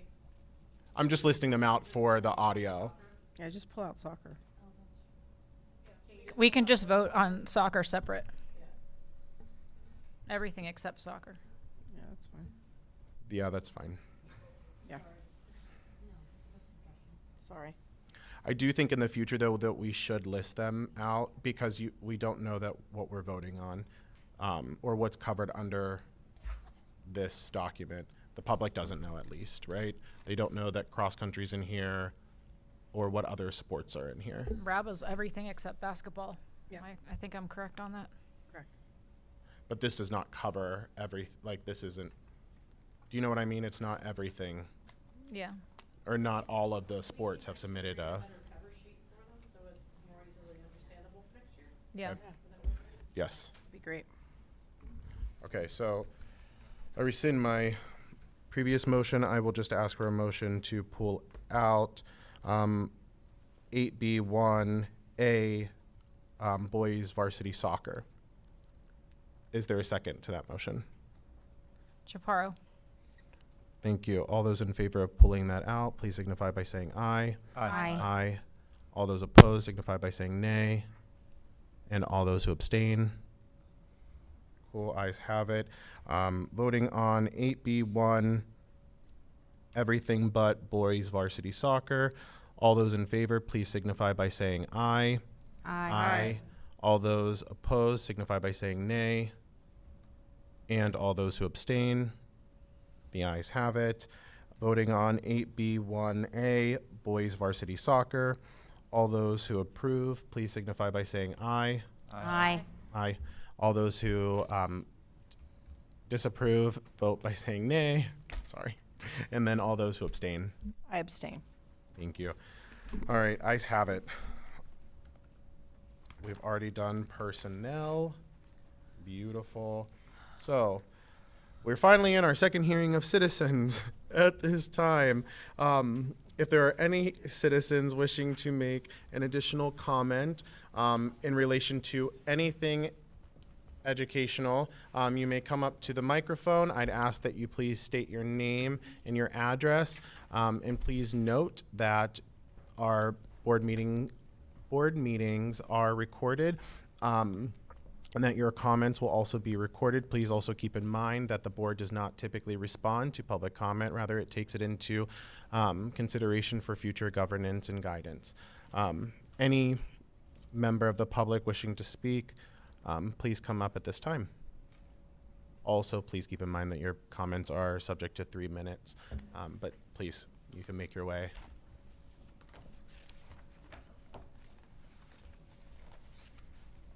Hi again. Sophia Leisure, 631 Maple Way.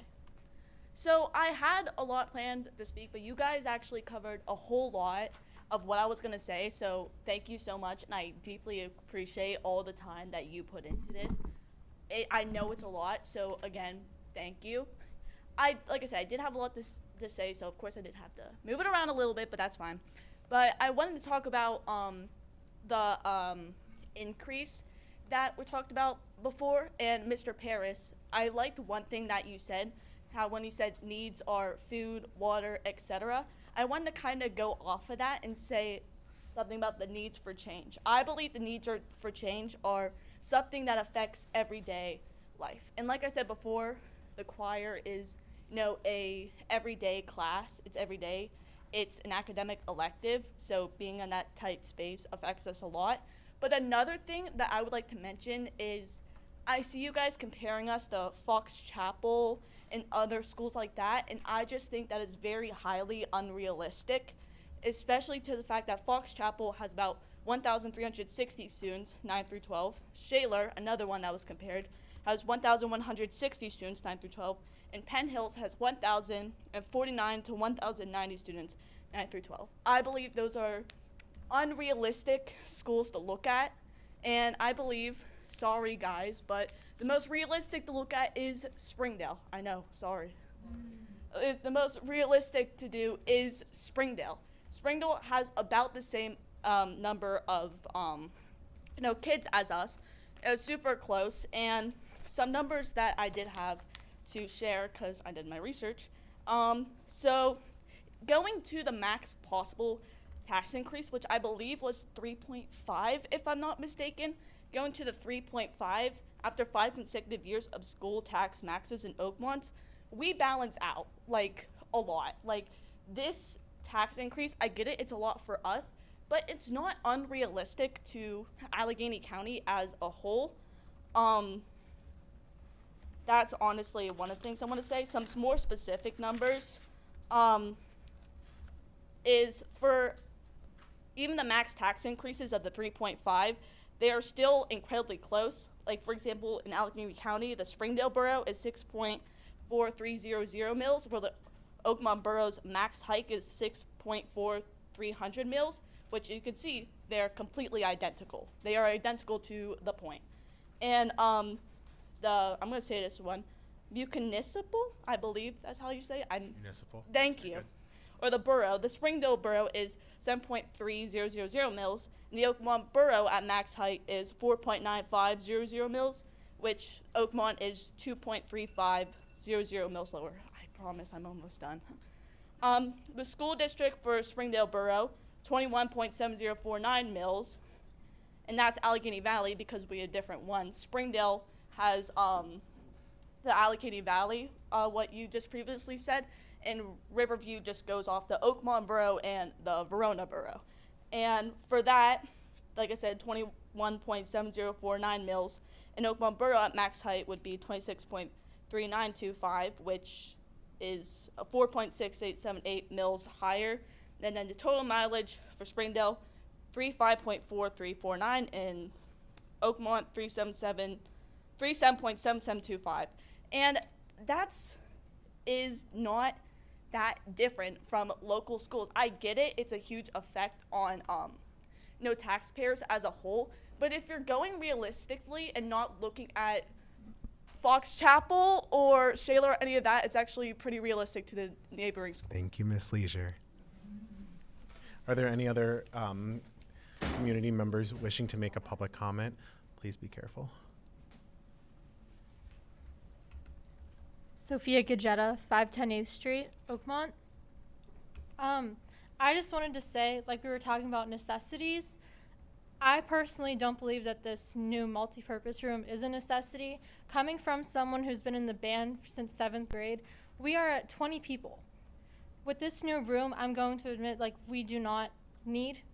I believe that we are fine in our band room. With next year's move from chorus to 9th period, with band being moved to 6th period, which is a huge schedule block, we honestly just think we're okay with this new schedule change with the chorus in the bigger room and us, we can even be in a smaller room.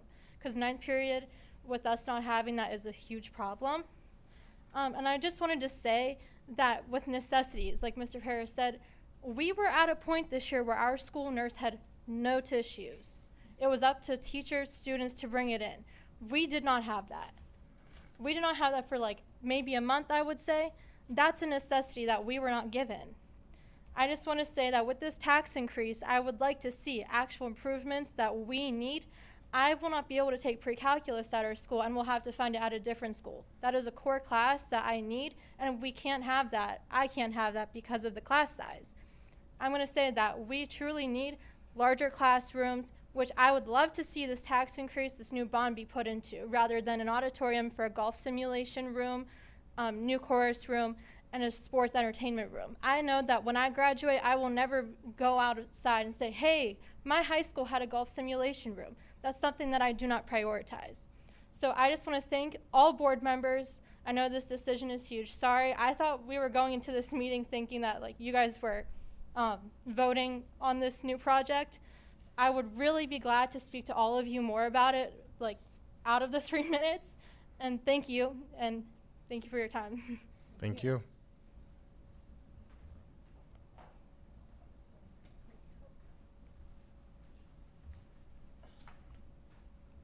Gerald Monaco, 418 423rd Street. Mr. Paris, just want to thank you for the long email. I just was reading it while you were talking this evening. Try to make this real fast. I see a lot of tired eyes here, and everybody wants to get home.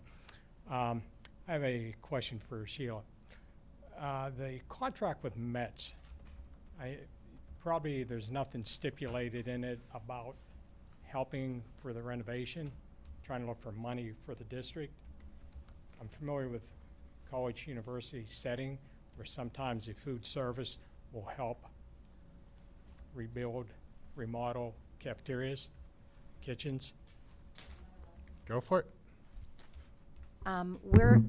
Because we're funded through the National School Lunch Program, we have a pretty detailed contract with our food service department.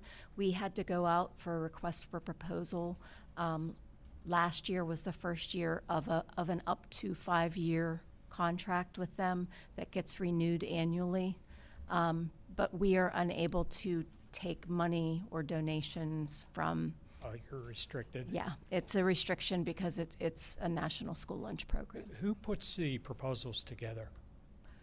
I Or do. request for proposals? So the RFP is a document that the software is called PAIRS. It's a Pennsylvania software. It's an online, and I pull that document off and complete it, and the board approves it, and METS signs it, and I sign it. Okay. On down the road, if you need someone that specializes in that, she's originally from Pittsburgh, University of Pittsburgh. She does that kind of work. Writes Contracts? proposals. Yes. Yeah, this is through PDE. So you It's the- can't- No, it's no everything, deviation? yeah, it's National School Lunch Program. It's Pennsylvania Department of Okay, just thought I'd Education. bring it and- up. Yeah, no problem. Okay. Mhm. Thanks, Thank you. everybody. Thank you. Thank you. Appreciate it. Absolutely. Are there any other members of the public wishing to speak during public comment? Ms. Tomlinson, I see her. Sounds good. No worries. We'll have plenty more in the future. Seeing none, we will move on into committee reports. I will ask Mr. Kennard if he has anything for finance. We have a balanced budget, and we'll be back here in July to vote on more stuff. That's it. Thank you, Mr. Kennard. Education Committee, do you have a report, Ms. Metzger? None at this time. Thank you. Safety Committee, Ms. Jacobs-Rohan, do you have a We report? had our last meeting of the year. That's it. Thank you. Student Life Committee report, Mr. Smales. No student life report, but what is in there, actually, it's not public comment, I guess, but Verner's got uploaded. But they were presented at the study session, so, no. Perfect. Policy Committee does not have a report at this time either. PSBA Liaison Report, Ms. Siri. Yeah, we have an online meeting on July 23rd, so I think it'll be right in time for us to meet, so I'll be able to give you some updates during that meeting. Add that to the agenda. PSBA legislative platform proposals are being accepted through the end of June. I have information in my report where you can go to get more information, and an email for someone at PSBA if you would like to add or have any questions about that. Adding again that Penn, SSI, and Millersville University are providing opportunity for a school safety preparedness certificate. The fall cohort application must be submitted by September 30, and the winter 2027 cohort applications are due by January 27th. And then PSBA policy portal and Keystone agenda trainings. This info just came out last week. PSBA is hosting complimentary virtual and in-person trainings in June to help people become familiar with the new PSBA policy portal and Keystone agenda platforms.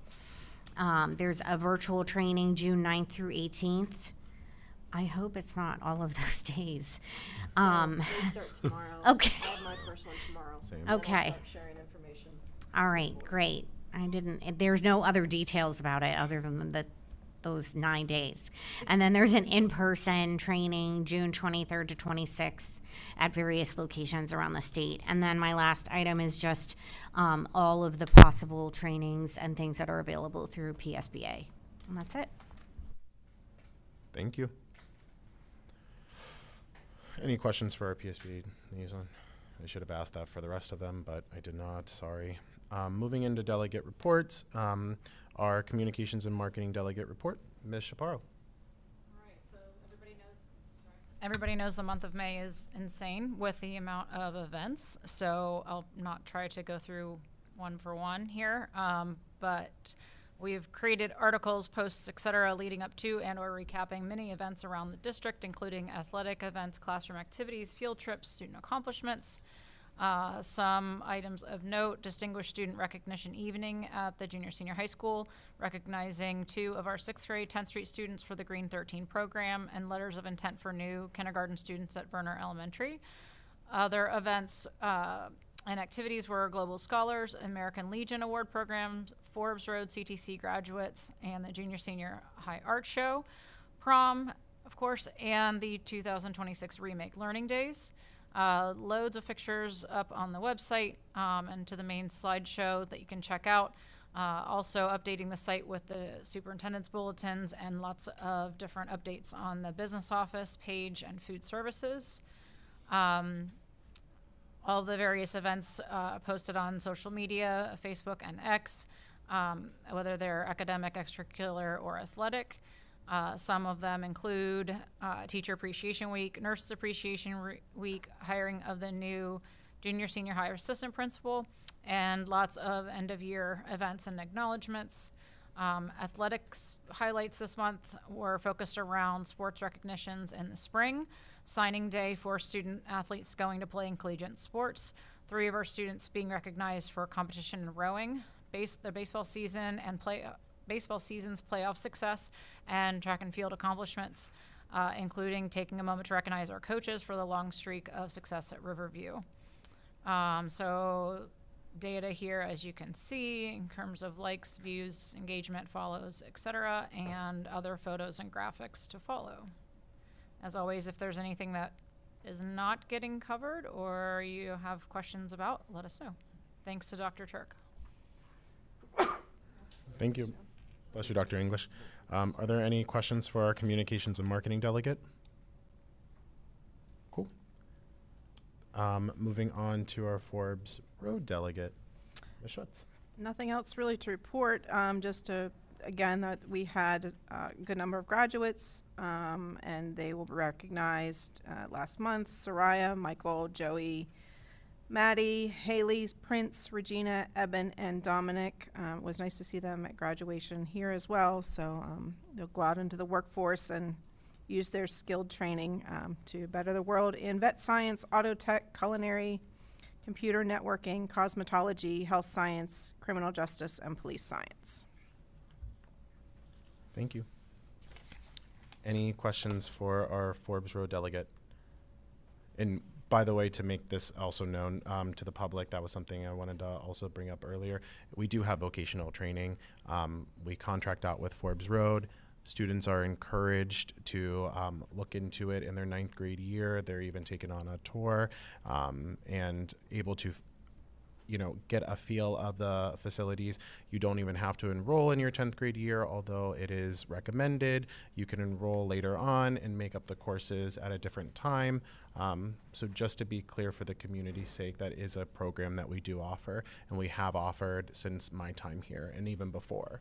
Yeah. Seeing no further comments or questions for that, we'll move into our legislative delegate report. Ms. Siri. Okay, so as of a couple minutes ago, there's still no state budget. They are in session this week, both the House and the Senate. We have not had in the last month anything signed into law by the governor.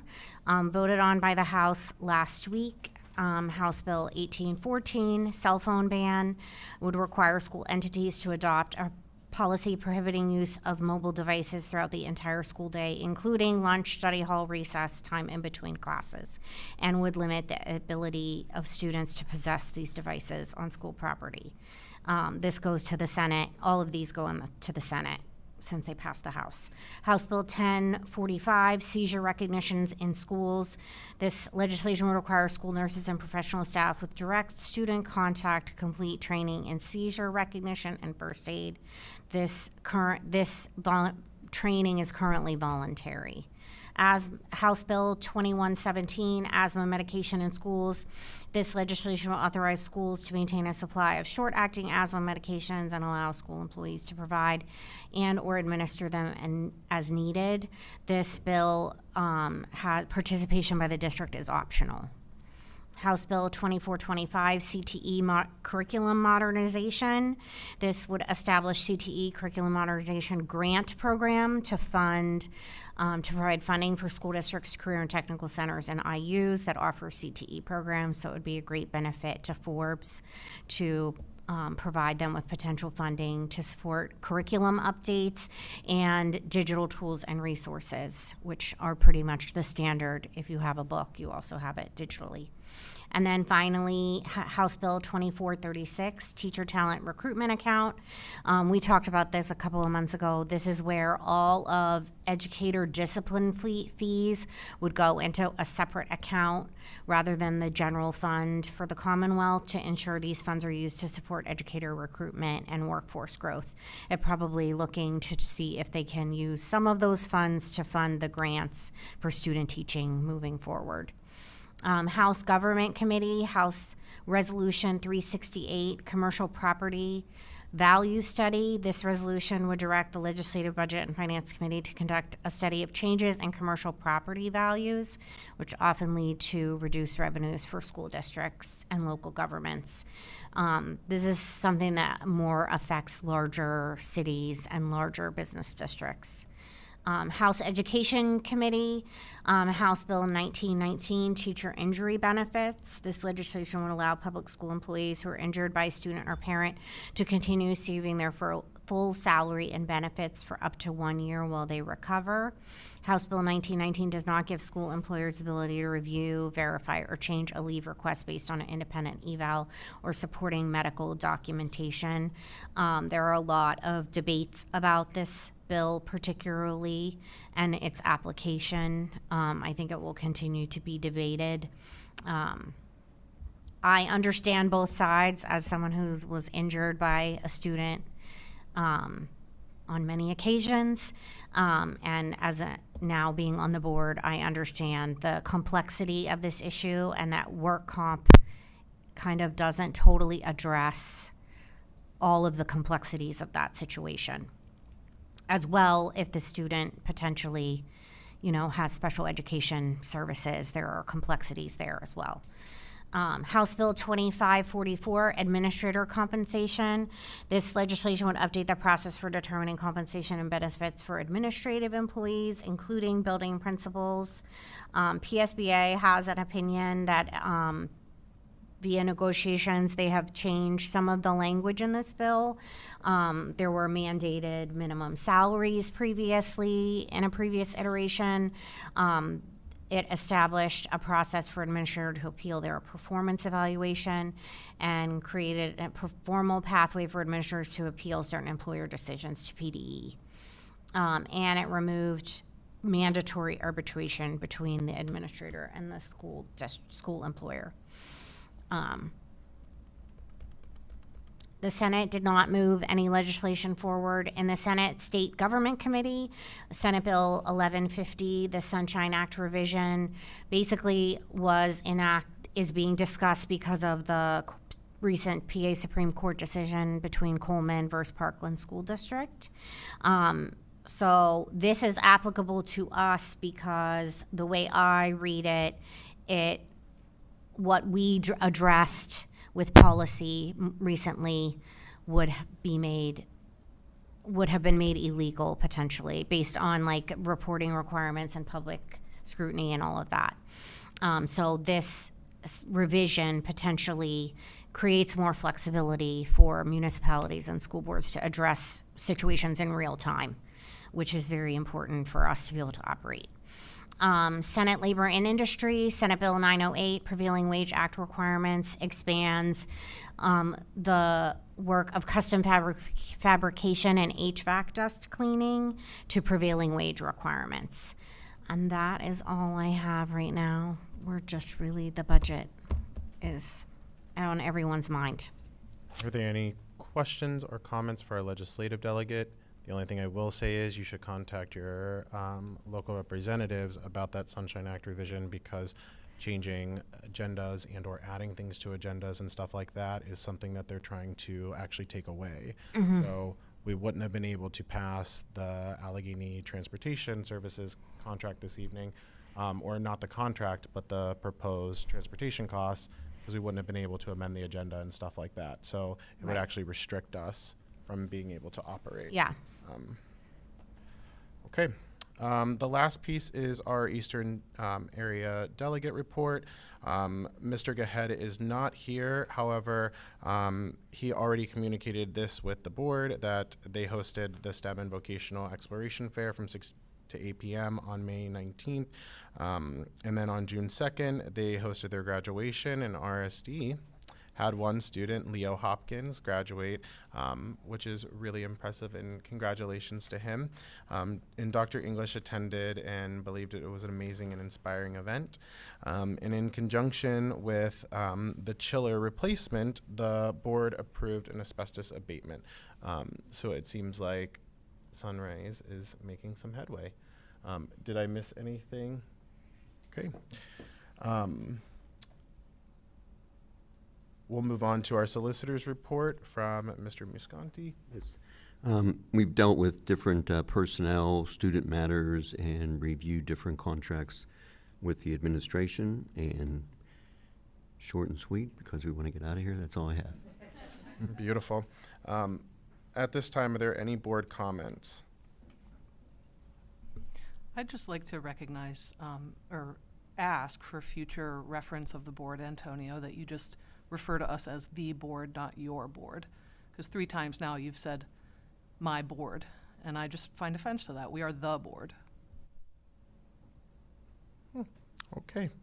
I'll take note of that. Don't know that I will change that, but I will take note of that. Any other board comments? I have one thing. As your non-voting member, I just want to thank the board and the public and the teachers and everybody that's been involved in this master planning process, and for their consideration of both short and long-term needs for the district. It's what the students and the administration and the schools require, and I commend you for having just difficult discussions, both about the short and long-term needs. So thank you. It's been great last couple board meetings to have good discussion about that, and I'm cautiously optimistic for the future that together we'll solve some of these issues. So thanks. Thank you, Dr. English. Any other comments? Okay. I just want to make known that an executive session was held this evening at 6 p.m. We discussed confidential evaluations and salaries in our confidential safety and security report by Dr. Turk, and then we also did a meet and greet with one of our new hires. That is it. Other than that, is there a motion to adjourn the meeting? Siri, so moved. Metzger, second. Sounds great. Thank you all. Have a great evening. Appreciate it.